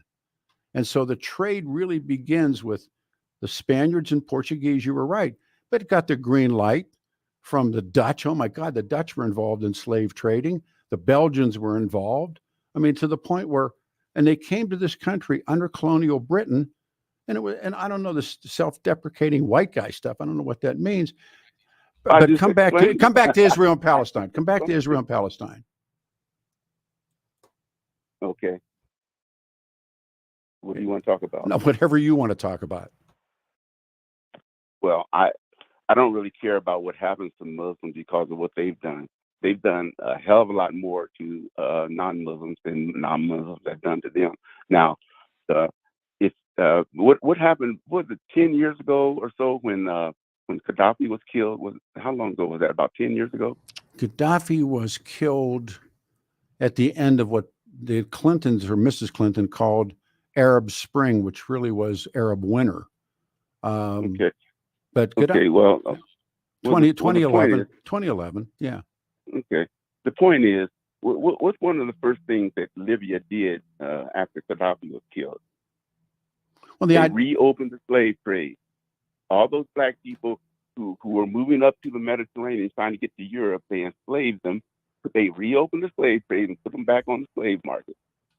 Slavery is just below the surface with Muslim Arabs. I'm just telling you the truth. So now, people, the only reason, let's go back in time. The right. only reason that slavery was abolished in the Arab world was because the Europeans colonized them and forced them to end it. After they had it and ended it in their own countries, after the U.S. ended it over here and the Europeans ended it in Europe, they had to force the Arabs and the other Muslims. What does this have to? First of all, what does it have to do with Israel and Palestine, which is really the focus of this? Because it's part of history. No, I understand that, but actually, we had to fight a bloody, bloody civil war to end quote slavery in this country. White guy, right, and white we did guy it ourselves. White guy against white guy. We did it, yeah, and the white man, you can give the white man credit for that, but no Arab has ever fought each other to end the slave trade, have they? I have no idea about what. No, the answer is no. No, listen to me. But you're talking about the slave trade, and the slave trade comes to this country. The Breaker Islands are Barbados, and it's white, British, principally at that point, bringing Africans here. Because they learned it from the Arabs when the Arabs no, because they needed my friend, with respect, they needed a labor force. They had killed. Oh no, don't boy me. They killed off all the people in the Caribbean that could work in the cane fields. Yes, I know American Indian history. No, I'm not talking about American. I'm not talking black slaves. Listen to me. I'm not the talking. Indians owned black slaves. Did you know that? I understand that Cherokees did, but listen to me. Not only the Cherokees, the Choctaw, Chickasaw, Creek, and Seminole. They all owned black slaves. And you know what? When the white man in this country ended slavery, they had to go make treaties with those tribes to end the slave trade because they were separate nations. And what does the white man had to make the Indians free their black slaves? With respect, what does this have to do with what we're talking about is happening in the world right now? Because Islam was the ones who started the black African slave trade. But it's why can't I get that? Indians kept other Indians as slaves. Before we arrived, you know that Indians kept other Indians as slaves, do you not? Yes, but it wasn't to the extent that they had black slaves. But that's before the United States, before the Anglos come here, before the Europeans come here. Indians kept Indians as slaves. And who taught them how to do that? As war trophies. They made war on each other. Did Muslims teach the Cherokee? Did Muslims teach the African slave trade? Did Muslims come here and teach the Cherokee how to hold somebody else in slavery? Did they teach the Greeks to do it? Did they teach the Romans? Did they teach the British to do it? No, it's a universal. All right, man. Listen, thank you. It's a universality. Slavery isn't anything that's, Romans held slaves. Greeks held slaves. The British held St. Patrick was a slave held by the British. The transfer of people to be slaves, it isn't just owned by one group. And I had no idea what that was about. All right, we go to Dwayne. Dwayne, you're on a radio show. Good morning. Dwayne. All right. We go to Scott. Scott, you're on a radio show. Good morning. Hey, I got a question. On Saturday, I was listening to you and I couldn't get through, but you said you've been over there once or twice. Yeah. And so I want to know, if you're over there and something like this happens, is that a moment for you? Are you stuck? Are you in danger? I have no idea. In your particular. Okay. I can't wrap my head around when they say people are stuck over there. I don't know if they're contractors, if they're people over there on vacation. The airlines there's tons of Americans. There's dual citizenship. The flights have been canceled. You can get stuck. I never went through any of that, but you can get stuck. Well, I know. When I was listening to you talk to the father the other day. And you said you'd been over there with him, and I'm just wondering, well, where did they go, and what's happening now? Is that affecting where you guys were? Oh yeah, very much so, and both in Israel and in Lebanon. Yeah, so you guys would be hunkering down, waiting for a flight back or something. That's I don't even know if you can get out. I don't even know why it's an important question. What you guys would be doing? It's like the guy talking about you people. Wait a minute. Yeah, no, it is. I mean, I know it's off in left field. It's not. I'm just curious. I know you've been over there, and so I just, these people. You hear people going over there on vacation, and I'm like, why would you go over there? Because there's always a chance of something happening. Well, again, that's one of the purposes of terror. Is Lenin writes, the purpose of terror is terror, and I think the world was terrorized. And on Friday, as mentioned, I was at a breakfast with this young woman who works here. It's a neat woman. I really like her. She's keeping her kids home from school because somebody proclaimed it. Some Hamas guy proclaimed it's the National Jihad Day or something, and everybody got frightened, and rightfully so. But from reading, you could find that something happened in France, and then something apparently happened in China. Short of that, nothing happened. But the purpose of that was to terrorize. Alan Samuel told me about people coming in to buy firearms, and now we have the ridiculous 3-day wait, and people were frightened, want to defend their family. I mean, it's so twisted, and I don't know what the way out is. And the way out, I think, is continuation. Right. So, yeah. Because I was just curious. I know it's not on the subject, but I just like, okay, where were you guys when you were over there? And it was different. There were different trips. I mean, I was there for the first Gulf War. I was there in Lebanon, Egypt. Let's see. Okay, so it's different places every time, and different places it's different ways. It isn't all one. There's not a monolithic world. I've tried to explain to people, if you ask a Lebanese if he or she is an Arab, they will say, we are Lebanese. We taught the world the alphabet. We're the merchants class. We're not Arabs, we're Lebanese. If you ask an Egyptian, are you an Arab? They'll say, no, we're Egyptians. But if you ask a Saudi Arabian, if you're an Arab, he'll say yes. If you ask an Afghan, he'll say no. If you ask an Iranian, they'll say, no, we're Aryans. And so there's not, I mean, it's like, seriously, I'm not making that up. And it's like, you think they're all Arabs, or you think they're all this, and they're not. Palestinians will tell you they're Arabs. Okay. But the Arab world is almost a misnomer. But, and again, it's a but, ... What do people believe? And this horrible loss of civilian lives, and now this begins. This invasion will begin. What's the way out? Don't know. Take care of yourself, man. Thanks for the call. All right, we go to Dwayne. Dwayne, you're on a radio show. It is a Monday. Good morning. Let's try it again. Happy birthday wishes to you, sir. Thank you, sir. And as a Libra myself, I now know why I'm in such great company when I chat with you, and it's an honor. Go ahead. Trying to solve problems in the Middle East is like gargling peanut butter. We must agree on that. But what I think needs to happen is the Teflon Don, and just let Israel go in and scorch earth everything. But just like in the 1940s with the World War, just go in, civilians, everybody, just clear it all, leave a big knife in the ground and say, F-A-F-O. But that's been done, and it doesn't work. That's the point of that. About every 10 years, the military historians call this the 2-for-1 sale. You go into Gaza and you kill Abdullah. It's Abdullah's brother, and it's his uncle and his cousin. If you kill 2 of them, you get 4. If you kill 4, you get 8. And they wait, and they lie and wait, and they build it up, and they get their heat going again, and boom, it starts again. This has happened again and again and again and again and again. So how do you finally stop it? Well, this is cut the head off the snake, and 2 heads will come. But the snake... Yeah, it is. Who's the snake that quits? That's my point. When you make it so ugly, so horrible, so destructive that everybody goes, you know what? Painting. I want to be Bob Ross. I want to do painting. I don't want to upset the Jews anymore. Well, maybe that's where we need to go.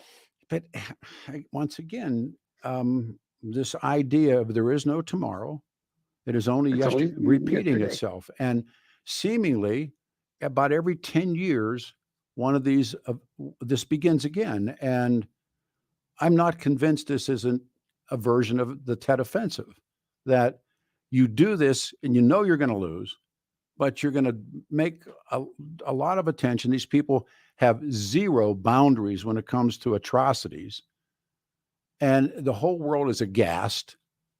And then this invasion will begin, and they'll grind them down, and they'll draw the sympathy of the world. I was asking, can you feel any sympathy for the regular Palestinian? Because the Arab world will or does.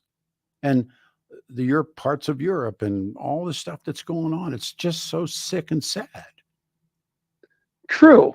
But the situation is one of they're indoctrinated, the normal citizens of. Yes. So somebody needs to sit there and finally say, Bob, I think it's an idea to do something else. I'd use another name, but I don't want to be politically insensitive at this point. You would think but you would think it, but it isn't true. And in your mind, this is why it's important to understand, like when you read von Clausewitz or you read Lao Tzu, they tell you, understand your enemy before the war starts. George Bush clearly doesn't do this. He has no idea who these Afghans are. Lyndon Johnson has no idea who these people are. You know that unless you can say, I understand what I was mentioning, Lyndon Johnson actually believed that Ho Chi Minh thought like he did. Ho Chi Minh's 180 degrees in the other way, but that isn't how Lyndon Johnson's mindset was. And so he ends up, Richard Nixon, God only knows what he's thinking. And so what must Netanyahu do? Well, if they grind them down, as people suggest, and stick the fork in the ground and say, do it again, they'll do it again. And that's the part that none of us understand. Well, to a point I see, but I'm also saying that if you knock it down so hard, so often, but the problem is you got tunnels that are 3-4 miles deep. Listen, they are ready. They're ready to, it's Baghdad. It's like, it's the Assassin's Gate. It is these guys. It's like the tunnels, the spider holes, and I was reading one of the military thinkers to say this occupation needs to last 18 months. Oh, minimum. Well, a minimum. The biggest thing out of all this is that if you thought Ukraine was expensive, if we help Israel on this to at least 30%, that credit card of the U.S. is going to be burning up. It's going to be moving money so fast. You know that. Yeah, of course. And it, and the war machine loves this. But it's interesting. I heard people talk about, well, it's all these weapons left in Iraq, or excuse me, in Afghanistan. No, it isn't. Everybody I'm watching, at least a little bit we can watch, these guys are all carrying Eastern Bloc, AKs and all this weaponry that comes from where? From the arms dealers. And if you can shut that, I don't know. The stars are not aligned for any political initiative. The initiative needs to be willingness of both parties to seriously engage, as well as what? When you have the zealot, you have no way of sitting there and breaking his soul. That's right. When you have the person who has courtesy and has dignity, they're the ones that will break. And you have millennials in the White House saying, be quick, be fast, and get out. Yeah. And that's what's going to cause more conflict and a big quagmire. You're a very smart call. How does this end? A lot of money being spent, a lot of blood being spent, and in the end, 3 years later, Bob Jr. comes out and starts all over again. There you go. There is no tomorrow. Exactly. Thank you, sir. Thank you. Good call. Thank you. All these calls are good. I like the black guy's call, but it was like, where do we go? We go to Jim. Jim, you're on a radio show. Thank you. It is October the 16th, and it's going to be a warm day. Good morning, sir. Good morning, Peter. Great show. Also, I would just want to commend you on your Saturday show. I just love that. That was an excellent. Thank you. Show. Thank you. And it just got me to thinking when you mentioned that, I just seen the similarities of what we did with Afghanistan and the creation of Osama bin Laden. Would 9/11 happen if we hadn't have supported them against the Soviets? Well, Osama, I've read Osama's life and I've listened to people talk. He is a zealot, and the two things that, and you can, I read them in English. What was he? If you read what Osama was upset about, Israel wasn't on the list. And it was that the fact that the people they called the parasite princes, the oil princes, they allowed the Americans to put their boots in sacred ground, and that he believed that he could, because remember, they were in Afghanistan, and he believed, and they were called the Arab Afghanis, and he believed that he could raise an army and that they could go after Saddam in Kuwait. And it was, and then so finally, what he's really angry at is they call them the parasite princes, the oil rich Saudis and Kuwaitis. They were his target, but whenever Bush aids him or doesn't aid him, who were most of the people who murdered everybody in this country on that terrible day? They were Saudi Arabians.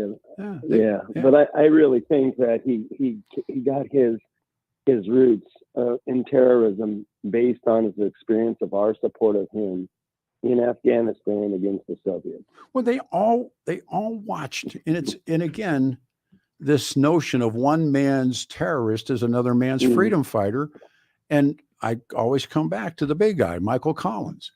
Michael Collins is a hero in Ireland. He's the father. Yeah, go ahead. I'm just going to say, if you understand the history of Gaza, and that Gaza actually was owned by Egypt, and they turfed it over to Israel. But the fact of the matter is, Hamas was initially funded by Israel as a counterbalance to the PLO. The same thing. Yeah, the PLO runs the West Bank. The West Bank, and you notice the West Bank's not in this war. And that's correct. But I'm just saying, but they had their funding. If you read the genesis of Hamas, its funding was from Israel. Its funding was as a counterweight to the PLO. And now you see, look what's happened as a result of that. But again, I go back to my experience when I was taken and shown this room where Arafat met Henry Kissinger. What was that about? And Arafat is not only corrupt. I mean, he's a horrible human being and he's corrupt, but he was the invader into Lebanon. Right. Well, Lebanon, Jordan. They kicked them. They kicked them out everywhere. Out of Jordan. Everywhere. Okay, I mean that's why Egypt does not want to accept them. That's why Egypt does not want to accept them for the same reason. Nobody wants them. Well, then think about it. This is their land. Why should they? Well, that's what they say. I was reading. Well, I understand. Yeah, I was reading a Palestinian last night, who they were talking about, why don't you leave and, go south, get the hell out of here. And they defiantly say, we left our homes once. That meant Israel. We're not going to leave these homes. Now, do you understand? I don't understand that. I would have my entire family in the truck going someplace, but they don't. Peter, I have some friends that lived in the West Bank. I have friends that were not. They were Christians, and they had to leave because they just couldn't. They were being strangled by the PLO and all that stuff. Yeah. How it be? And so Christians have left. It used to be probably 50-50 the West Bank between Christian and all, and they just they were so corrupt and all that thing. The point is there is no tomorrow. You're exactly right. It's only yesterday. But the fact of the matter is, how many Israelis or how many people know that if Hamas wouldn't be here today if it wouldn't have been funded? A better question to ask, and I can't answer yours, but would any of this be taking place if Bush and Cheney didn't overthrow Saddam? That's a great question. No, because Saddam was the buffer and against Iran, and they had been to war, the War of the Cities, and by his lying, and I always lead with Cheney because Bush isn't smart enough, but so they attack Saddam, throw the entire thing into. There would not. The fellow brought up what happened in Libya. That would have never happened if the other hadn't happened. And then they talk about Hillary Clinton calling it Arab Spring. It was Arab Winter. And the whole world lives on one event following another event following another event. And unless people are willing to look and say, how did all this begin and how is it going to end? You can't even have a discussion. And, listen, I'll give you the last comment. I got to jump. Well, I agree with you on that, but there's a lot of things. We're also when you think about what's going on in Iran, we have our hands of what is in place right now as Absolutely. well. Okay, and the fact of the matter is, I believe there's a large segment of Iranians that do not want the current regime. No, and if we would help them the way that we would, if we would do weapons underground to them, believe me, I think things could change in Iran. Don't you think CIA has attempted all of this stuff? Remember one thing. When the Shah is defeated in an open and straight election, and the Shah flees, the Shah goes to Egypt. The American CIA overthrows the Mossadegh government and reinstalls the Shah, and they put the Shah back. And we did that. The American. That's what I'm saying. And that's what I'm saying. So when the Iranians look at you and say you did, and they don't like you, why don't they like you? Well. The Shah. Up to World War II, I don't see where we've been a good influence on so many places. We're the good guys. All right, man. I got to jump. Thank you. 303-696-1971. It's difficult. It's a very difficult topic, and people's anger levels and I don't know the stuff that's being said this morning. I don't love. It's interesting. You love Arabs. I love history. I don't love anybody in terms of overreaching the truth. And read this one and then we'll go. How far back in history are people willing to go? Palestinians are persons who remained in Israel hundreds of years ago when the Jews were dispersed out of the area by being conquered. I believe Israel will eventually get back to what they had during the time of King David. Here we go, and will be a source of many, many wars. Remember, under the Ottomans, in this area, the Arabs and Jews lived side by side in the Ottoman Empire, and there wasn't a lot of trouble. We come back.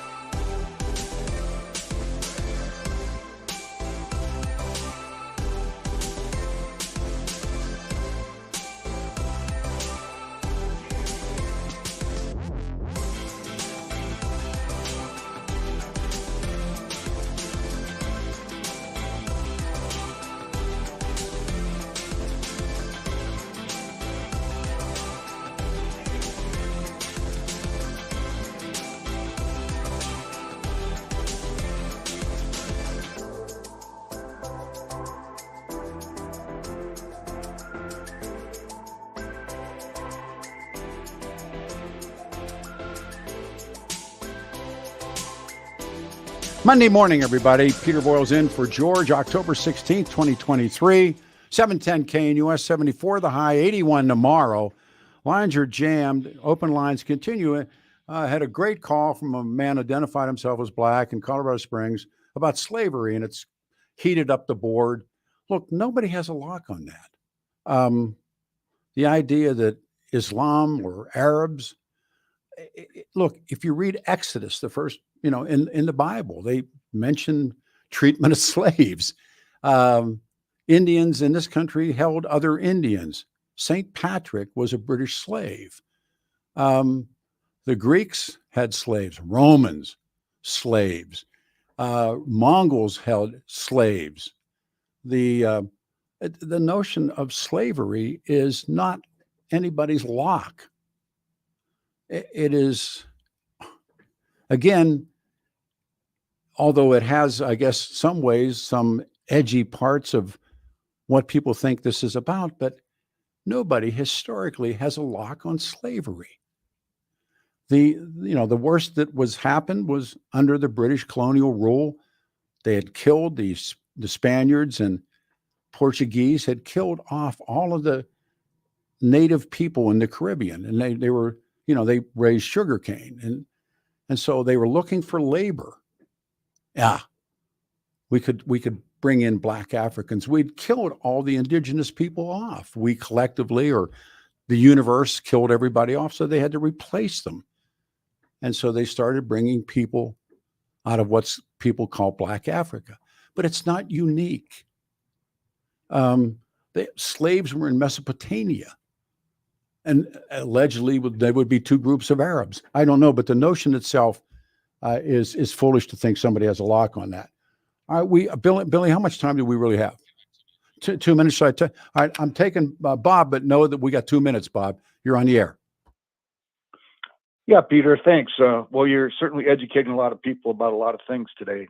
So my thought on the Israeli-Gaza situation right now is that there's several thoughts, but I think most people are assuming that Israel is just going to roll over Gaza Strip, but that may not be the case. I think most people thought that Russia was just going to roll over Ukraine and roll into Kiev, but that didn't happen. And I guess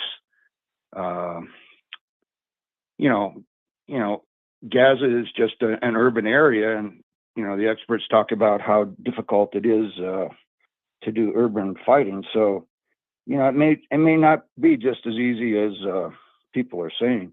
No, it's not by a stretch. And I guess the invasion, the ground war, whatever you want to call it, is about to begin. But we have this horrible loss of civilian lives, Israelis and Palestinians, and there's no excusing what these people did. Now it's been 9 days ago, the Hamas attack, and now it really will begin. Now watch the world now.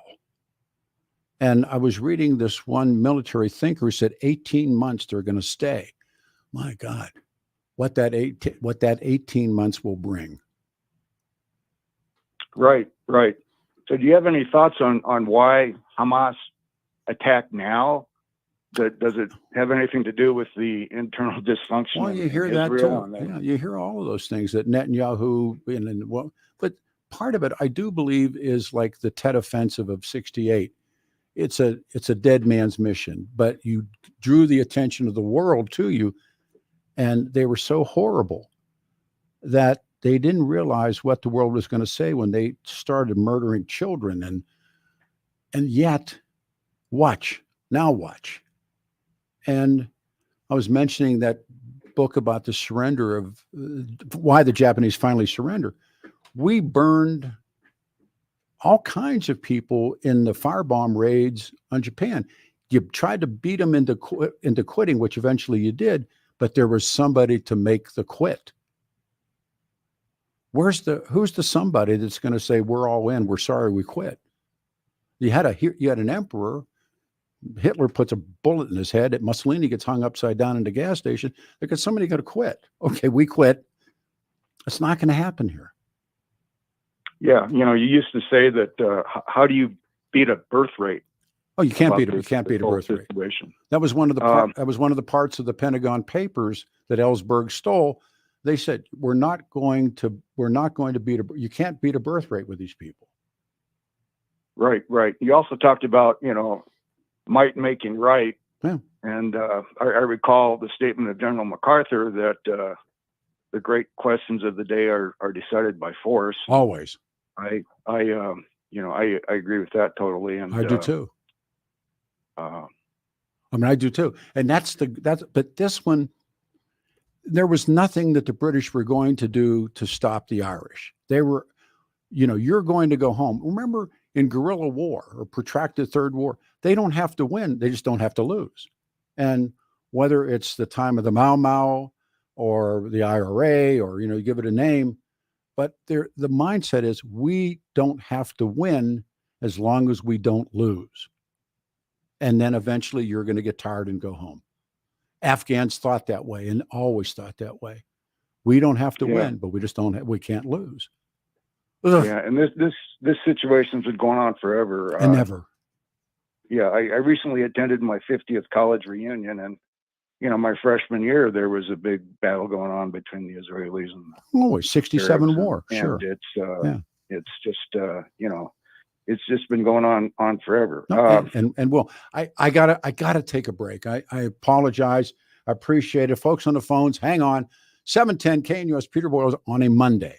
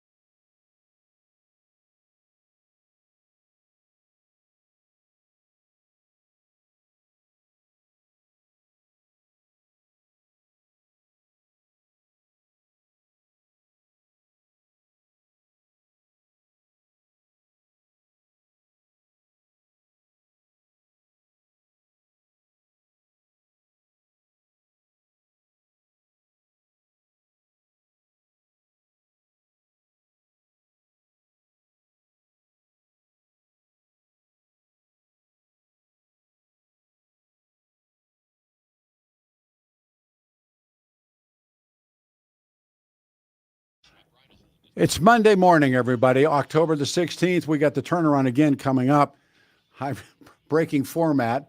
710 KNUS. I'm Peter Boyles. 74 the high today, 81 tomorrow, 75 on Wednesday. Billy, call me time, but it says, let me see. George had some educated professional on the show last Friday. She thought there would be peace between Israel and Palestinians. George did a great job, as always, but it was like listening to your son or daughter come back from university after they smoked a couple of joints and had their first martini. That may be the text message of the morning. So, Bill, you call time on this. We folks on the phones, hang there. It's Monday. The outcome. And Israeli ground invasion appears to be getting ready to go. 74 the high today. I'm Peter Boyles. Stay here. Not yet. Keep stretching it out. I don't want to begin the call. I know this, that Joe Biden was scheduled to be here in the Mile High City, and they said no, that he's not coming. He's staying in D.C. to make decisions. I watched him last night on 60 Minutes, and again, we can play the audio, but it doesn't do justice. And I've mentioned this many times that there are historians when Jack Kennedy debates Richard Nixon, the people who listened on radio believe Nixon won. The people that watched it on television, watching a tan, remember Nixon needed to shave, apparently had the flu. Jack Kennedy just came out of Florida, tan, smart, and everybody said Jack Kennedy won. I watched that man's eyes last night. There's nobody home. 74 the high. We come back with your calls. Really great morning. Good phone call. 710 KNUS.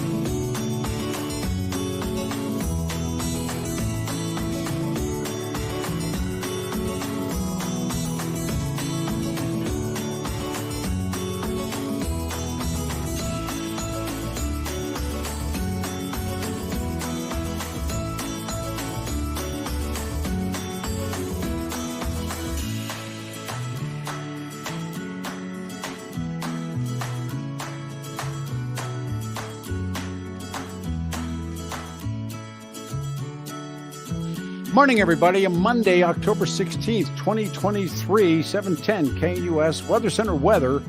Beauty, 74 with the high, 81. We just listened to the weather report, and 75 on Wednesday. One line is open. I got this morning, and I'll come back and do Wednesday morning as well. It's been really interesting talk radio, and it has been more of a reflection on how talk radio works or doesn't work. And so moments ago, I read this. It's only a message from a listener. George, meaning, the man's show, had some overeducated, and these are not even my words. I'm reading overeducated professor. She thought there could be peace between Israelis and Palestinians. George did a great job, but it was like listening to your son and daughter come back from university after they smoked a couple of joints and had their first martini. Now, comes back at me. To be fair, the professor has a resume. You may disagree with it. I don't disagree with anything. Oh, okay. I didn't even hear it.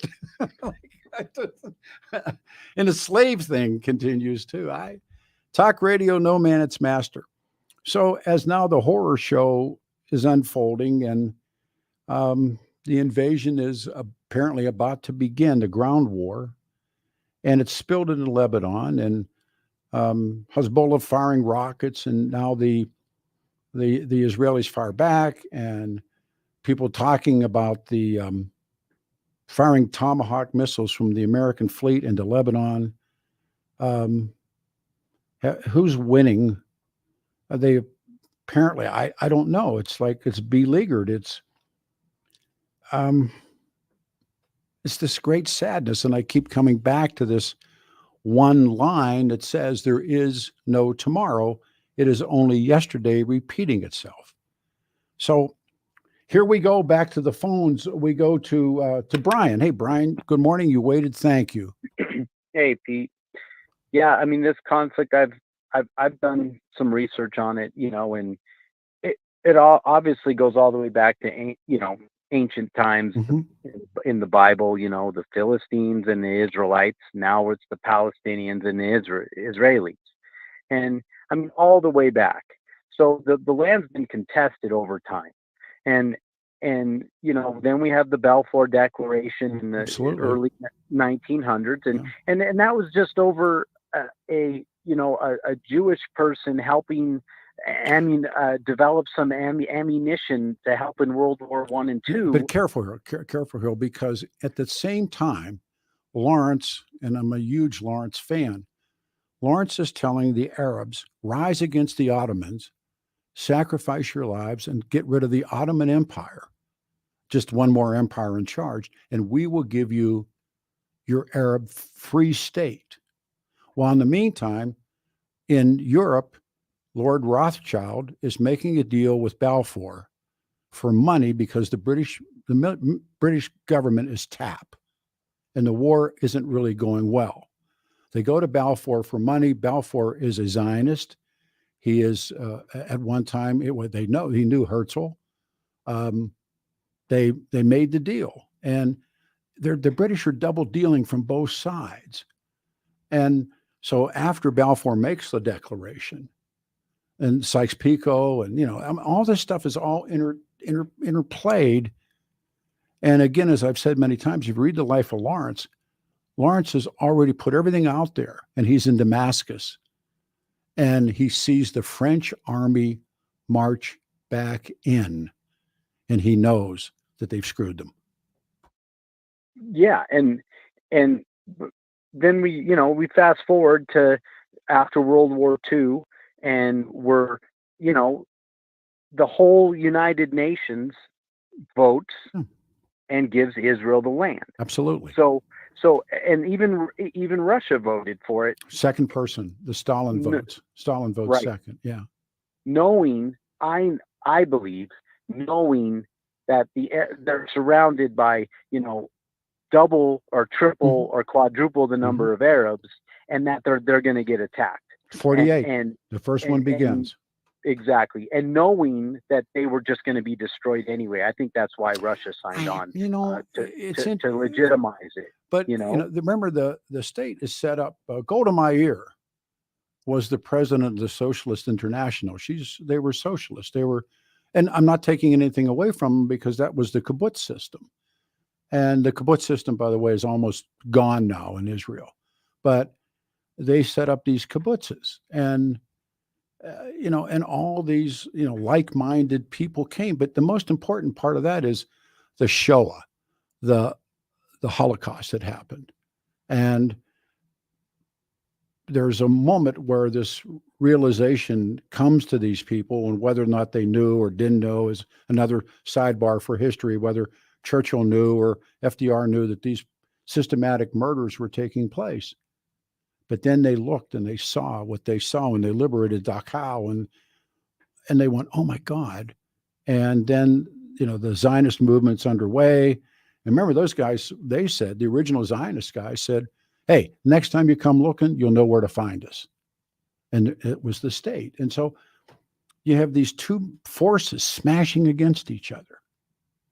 And you're right. And now you've got Israel, acknowledged as a state by the whole world. Palestine isn't acknowledged as a state. For the life of me, I can't figure out why one of those countries can't give Palestine some land, and we can recognize them as a state. They have more in common. They say, totally in common, and genetically in common. But they say this is our land. I told you I was in Gaza, and I meet people to talk about a place they called home that they'd never seen. But Pete, but with that mentality, right? You've got the Palestinians saying the only way out of this is to give us the land, and then where does the Jewish people go? Oh, they die.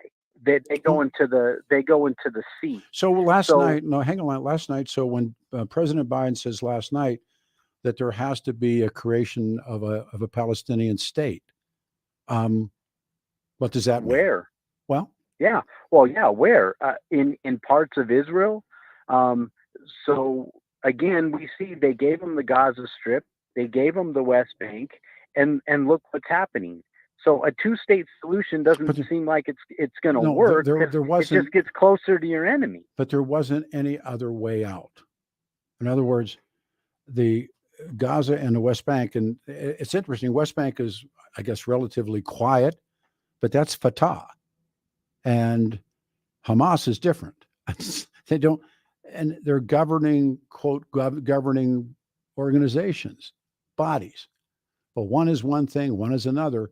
But notice that the West Bank, for all intents and purposes, is quiet. Until when, though? Well, your question is a legitimate. You know what I mean? You're absolutely right. Until when? You're absolutely right. Another terrorist organization goes in the West Bank at some point, sets up shop, coerces the people, and says, "Well, the next attack's coming from up here." Right. So I can't argue that. You're right. I don't think there's going to be any solution because nobody wants it. The only solution for one party is destroy the other one and take the land back. And that's not going to happen. And that's not going to happen. No. And then the other solution for the other one is there isn't one. That's right. There isn't an answer on the Israeli side except defend our land that was given to us by the world. Yeah, there was a real movement inside of Israel to be, I don't want to say pro-Palestinian, but to recognize, the quote injustices done to the Palestinians. That's out the window. The minute they cut a head off of a baby, the minute they gutted or raped or did all kinds of stuff, that movement, and they were opposed to Netanyahu. That's gone. That left town, and probably ain't coming back.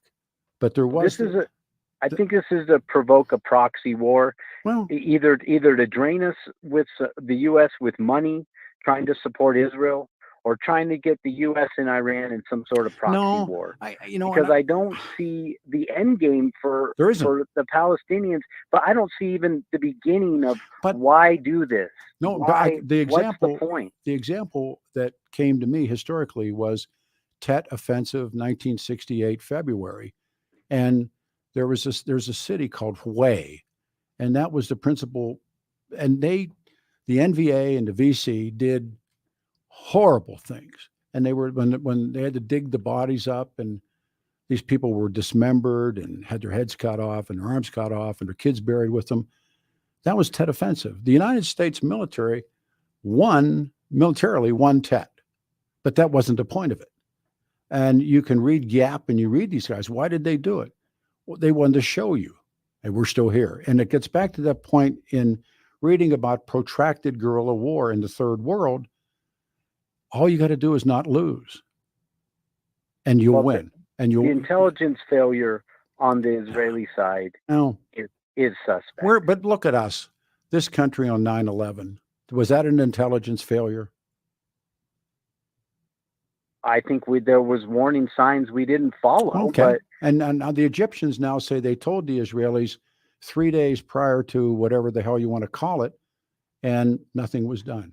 How does the best intelligence agency, the Mossad, get fooled? I just don't. I just don't. Again. I mean, those guys are way better than anything we've got. Pardon me. I'm jumping in here, Brian. Brian, I'm jumping here just a second. I'm glad you brought this up because I ran across a guy this weekend that was talking about exactly this and talking about how does the most sophisticated and one of the best organized intelligence services not catch this. And again, he's not saying he knows this for certain, but he has some experience in this realm. And he said his thought is, he said, if he is going to post-mortem it from an arm's length away, not having any specific details, his belief is that Israeli intelligence started leaning too much on electronics gathering and leaving out human intelligence gathering. He said that what he had seen in some things were that Hamas and other people pulled back. Other terrorist organizations had pulled back from some of their electronic communication, and they were going old school as far as passing messages between individuals and not relying as much on the technology, not doing as many Zoom phone calls and things like that. They were dialing away from the electronics and going more hands-on. And he said that's probably where the blind spot in the Israeli intelligence existed, is they were leaning too hard into the electronics gathering and not into the human gathering. But again, I don't know for certain, but I thought you'd like that. But how many, to both of you guys and to the audience, how many of hundreds of millions of dollars, taxpayer dollars, has the country spent on the CIA, intelligence gathering in the Middle East? United States is involved up to foreheads, and they did not know that 9/11 was coming. Now, in the aftermath and all the books that were done is that why didn't they see this guy? And in fact, we find out the Clintons backed away 3 times from killing him, and they lawyered it up, and they didn't kill him. They should have killed him, but they didn't kill him. And then 9/11 happens. And it's interesting to me looking back, at least nobody I remember talking to or listening to or watching, talked about why didn't we see it coming? But they apply that to the Israelis. Why didn't you see this coming? Well, why didn't we see 9/11 coming? I'll give you the final comment. It's a good call, Brian. Yeah, Pete, I don't know, because I don't know. It's just it's never going to end. No, it isn't. It's just, we're going to always be talking about this. And it's sad because we've got innocent blood being spilled on both sides. Yes. And that's what's going to happen. Those are who's going to suffer while these political or religious wars go on. And in America, I think we just wash our hands clean and just let whatever happened there happen. I mean, there's nothing. Why should we spend our blood and treasure anymore over any of these wars going on anyway? But again, that's where I come back to this book about Japan, and the fear factor in what was going on, and these Japanese mothers who had lost their sons in different places, Okinawa or wherever, Saipan, and they had to put this brave face on and tell their friends how glad they were their son died for the emperor. Internally, they don't want anything to do with this. But it's afraid not to, and there's a lot of afraid not tos, and when finally there was almost a relief when Hirohito makes the decision, but there were still people that there was a coup inside the palace. And one thing I never read before was that when the Japanese people heard Hirohito's voice, it was a record. And I always thought that Hirohito stood in front of a microphone and said, "We will, bear the unbearable." And no, it wasn't true. He had actually went to a recording studio, made a record. Now, they hide, this is interesting, the young Turks, these young fanatical officers, they attempt a coup d'etat before, and they're searching in the palace for the record. They know there's a record. What they did with the record is they hid it with the so-called ladies in waiting, and they hid it with the women. And these guys, they had such structured, belief systems that they would not go where the women were. That's where the record was. So when they finally play Hirohito telling the Japanese people, they're quitting, they're going to surrender, it was a record. I thought, man, and this book is so powerful. I can't wait to get this guy on the show. But they're firebombing, and the Japanese won't give up. So when we think about other stuff, now what? This country's on fire, though, Yeah. and we got a war within our own borders, and we got to get we can't be involved in anything else. But we got to take care of our own house, Sure. and let everybody else take care of themselves for once. Well, but I just don't know what else to say. I think the American military, I forget, is in how many? Oh God, 80 countries, Something. probably. But I always ask yourself the question: are they there for what reason? And there are people I read to say, well, they're there to protect the American multinationals, to protect American business. That's why they're there, or they stay there, or this happens or that happens. But that's don't you think, Pete? A lot of those places, if we leave, they're going to go up in smoke. Perhaps. Right. Perhaps. So what? I mean, we can't be we can't just be the world peacemaker. And I know we try to put our hands on everything and have a base here and a base there, which means we're just coercing people to have a base here and strength here. I'm a kid growing up, and we're the good guys. And then as you begin to read and start to look, we're not the good guys. Well, I was talking about Nasser, and when I was a kid growing up, and when they seized Suez and all of that began, and Eisenhower, and I'm reading this stuff, and I was a lousy student, but I was a good little reader, and I thought Nasser was this horrible man. And then you start to read it. They'd overthrown King Farouk, who was a proxy of the British, and and then they become Ba'athist, and this whole Ba'athist idea. They're Arab socialists, but there's one Arab world, and the movement was about oil too, and they said, the oil belongs to all of us, which is go back to what was going on with Osama. And they said, we have 1/8 of 1/10 of 100% of the Arab world, which they called the parasite princes, own the oil. And so Nasser said, no, we all own the oil. The oil belongs to all of us in Iraq and Iran, and not in Iran, but in Iraq and Saudi Arabia, Kuwait. That was scary stuff. But if you think, most of the Arab street is very poor people. And there are other people that live incredible lives, but there's a small percentage of them. And that's somewhat of a legitimate argument. And the more I read, the more I read them, I said, wait a minute, hold on here. He's not that out of line to my own thinking. Well, I think, Pete, we're not the good guys. I think we're just the better guys. And that the lesser of two evils. But I just don't see this conflict ending ever. And so we'll be talking about this till I'm as old as you. Very well. Thank you, Brian.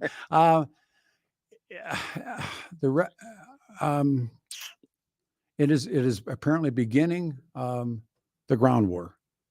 Now what? How long does it go, and what happens? And last night, apparently Israelis struck Hamas sites inside of Lebanon, but they had fired rockets at Israelis. And there's this American idea, well, let's send American Tomahawks. Wow. And then what happens next? What is the outcome, and can there be peace? Joe Biden was scheduled to come to Denver and will not. 74 the high. Two lines are open, 303-696-1971. I can read the wall after this.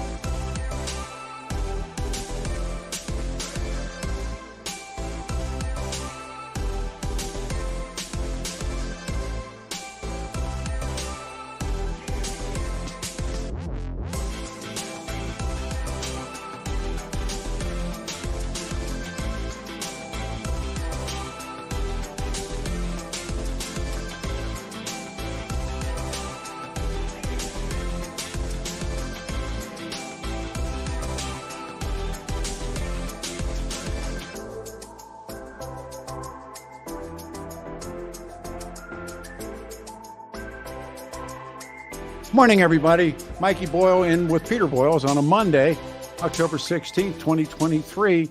We have one line open. It's been a really good morning for open lines. And of course, the issue is, what is the outcome? The ground war appears to be close to beginning.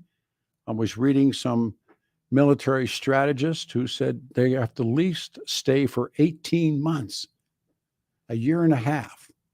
What will that be like? And what will that bring? And again, I come back to at this point, redundant, but is there parts of the world, and this is one I think we're looking at, that there is no tomorrow? It's just yesterday repeating itself. And again, also a line out of historians that one man's terrorist, another man's freedom fighter. So when the world sees this thing, and it depends on, once again, where you are and how you see what happened. And that's also important. And does it go on forever? Yes. And so this horror show is about to continue. The horrible loss of civilian lives.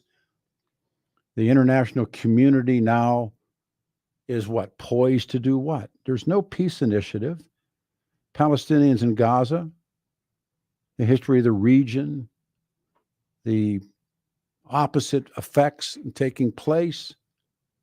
I don't know what happens, but the bloodshed and destruction, what Hamas did is unforgivable. So let's go back to the phones. We go to Robert. Robert, you're on a radio show, man. Thank you. Hey, Pete. Brother. I wanted to correct something. I will start off. I'll try to be as quick as possible. You were talking about some incident on 9/11 that, these across the river in New Jersey, the people that were jumping up and down celebrating. Yeah. You made a comment about that.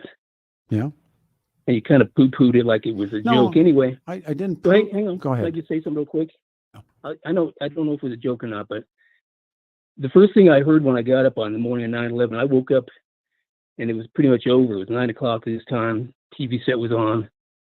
One of the first things I heard was, people were reporting there was a group of Middle Eastern appearing men that got out of a white van across the river in New Jersey that were celebrating, jumping up and down, cheering after the second plane struck. So, I just made note of that. And I'm a news junkie. I watch lots of news, read, listen, everything. Anyway, a year later, I was watching a news show with my mother. I think it was a Friday night. So I was over at hers visiting her, and she likes news and news shows. So she was watching, I think it was 48 Hours. It was a year after 9/11. They had a report on that incident. And they found out these gentlemen, they tracked them to they called it a front company. They identified them as members of the Israeli intelligence community. I guess that's Mossad. I've heard that story too. And that they eventually threw them out of the country. Now, do I think that they had pre-knowledge? I don't know. No. I'm thinking after the first plane hit, they drove down there. When the second one hit, they knew who it was. You don't have to be a rocket surgeon to figure that out. And they knew who that was going to help them. So to them, that's good news. It's going to help them out. That's all I was going to explain. It's not a conspiracy theory. Well, I like fact. I like reality. I would too. I like the truth. I don't like conspiracy theory. So that's not a conspiracy theory. That happened. Hang on. Remember, according to the 9/11 Commission report, which do with that as you may, but there were CIA guys in D.C. that way before even the horribleness of the airplane striking the Pentagon, they knew. They said it is Osama, and yet W and Cheney decided, and Osama and they were enemies, absolute enemies. The belief is that inside of Iraq, Saddam was probably good for 1,000, 2,000 jihadis or fanatics, and he killed them. He didn't want them. He did not want them in his country. And as there's a book called Debriefing the President, the CIA operative who was brought in when they captured Saddam, and he did the interviews with Saddam. And as the story goes, Tariq Aziz, who is kind of like the chief of staff for Saddam, and they're watching it. They're watching it happen on television. Saddam and Tariq Aziz, And Saddam says, according to Tariq Aziz, now George Bush will know, meaning he know it isn't us. It's them. It's it's the Saudis. Nothing further from the truth. It didn't matter. And that's the stuff that I'm saying about today in a greater sense. Belief is so strong that the rest of it doesn't matter. Well, I agree. I like to go from what I see and what I know to be the truth. But of course, the other thing I had to comment quickly on was the gentleman called up talking about slavery in this country and its connection to Islam. Anyway, you were saying who owns it. I don't think he was trying to say who owns it. He was trying to say who is responsible. Well, they're one of many. I mean, look. Well, you're right. But the black people in this country, are they here because of Greek slave traders? No, but they're here because of Roman slave traders. But no. That was my point. No, that was my point. Here, Peter, you covered this on your show many times. A guy named Al Turkey. Remember him? Sure. Well, I don't know if he's still in prison, but he went to prison for slavery. But the point he's a member. Okay, hang on. He's a Saudi. The point I'm trying to make is that slavery is universal. No one civilization can say our hands are clean. You are correct. But who is mostly doing slavery today? In the Arab world. Oh, of course. You're right. Well, but again, that's why. Stop for a second. If there wasn't a market, it's like when you try to understand the drug business, that if no one in this country wanted fentanyl, if nobody in this country wanted cocaine, it would stack up on the other side of the border. The Chinese would quit making it. The cartels would quit bringing it in because they can't make money. Unfortunately, we have infinite amount of addicts, and whether it's crack or you pick and I'll play it. It's not made in this country, and so it takes a market to move a product. The market was British colonies in the United States of America needed cheap labor. If we, all I'm saying is today, I looked at something I remember from many years ago hearing about the definition of where the word slave came from. So I just wanted to double check. I looked it up a couple minutes ago, the derivation of slave. And it goes back, which I learned something today about the Slavic people who were enslaved. And it said it was by Spanish Muslims. Yep. And when I thought about that, then I realized Spain was invaded by the Moors and ruled by part of it by the Moors, who were Muslims from, I don't know, between 700 and 900 years until they were thrown out. But they were raiding up along Italy and even into your country as Ireland, and they enslaved as many as 1 million people over between 1500 and 1600. But I agree. And it's still going on to this day. I agree. It's like, I agree, but nobody's look at me. Nobody's, Robert, and I love this call. Nobody's got a lock on it. And I'm not trying to say who's got a lock on it. I'm talking about who's the danger today. Well, but that's what you have to worry about. You don't have to worry about 2,000 years ago. Sure, you have to worry about today. Listen, history. Well, it's repeating itself. Yes, we agree. But the point. And I'll end it with one quick thing about incidents that happened in slavery. If you remember, I don't know, 10 years ago, Michelle Obama hashtag free our girls. Yeah, sure. The incident they had where 300 Christian girls or other religions girls of other religions were taken by Islam, the Islamic Muslims there, sold into slavery, forced to be wives, bear children. Mm-hmm. I think 200 of them have been freed or found and rescued, but 100 of them are still, enslaved. So I mean, it's going on all around. But the point of the call, today, and there's still plenty of messaging coming in. When you look at something in a historic perspective, which you don't love Arabs, I love history, and the history is going to come out and say, well, this or that. But keeping people against their will as captives, who's got a lock on that? I mean, Exodus, they talk about. No, stop. I mean, Mesopotamia, there's slavery. Native Americans are holding other Native Americans long before Columbus shows up. And in fact, when this is the important part of Columbus, is Isabella and Ferdinand, after they finally start to drive they call them Moors, but you're absolutely right, they're Arabs, and drive them out of Spain. And so they go, and Christopher Columbus isn't selling them on it'll be a wonderful, like going to the moon. He's selling them on how to make money. And that first trip to the New World, the quote alleged discovery, it's all about commerce and about, he sells Isabella, he sells Ferdinand on that idea. And then when they burn through all of those people there, they need replacement labor. Where does it come from? Same place. Who brings it? Spaniards. Who brings it? The Portuguese. No, it's like, and I love that because we're supposed to embrace one culture and despise another. And I kind of look at them, and I'll give you the last comment. I kind of look at them as well. They're fairly equal in behavior. Your thoughts?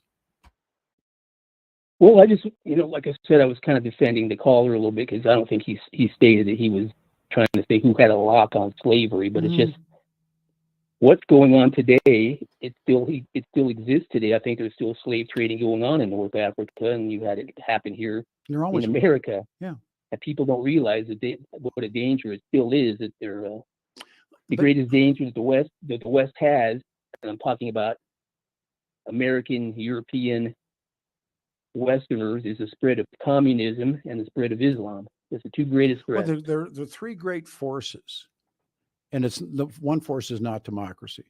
The three great forces are Christianity, Marxism, and Islam.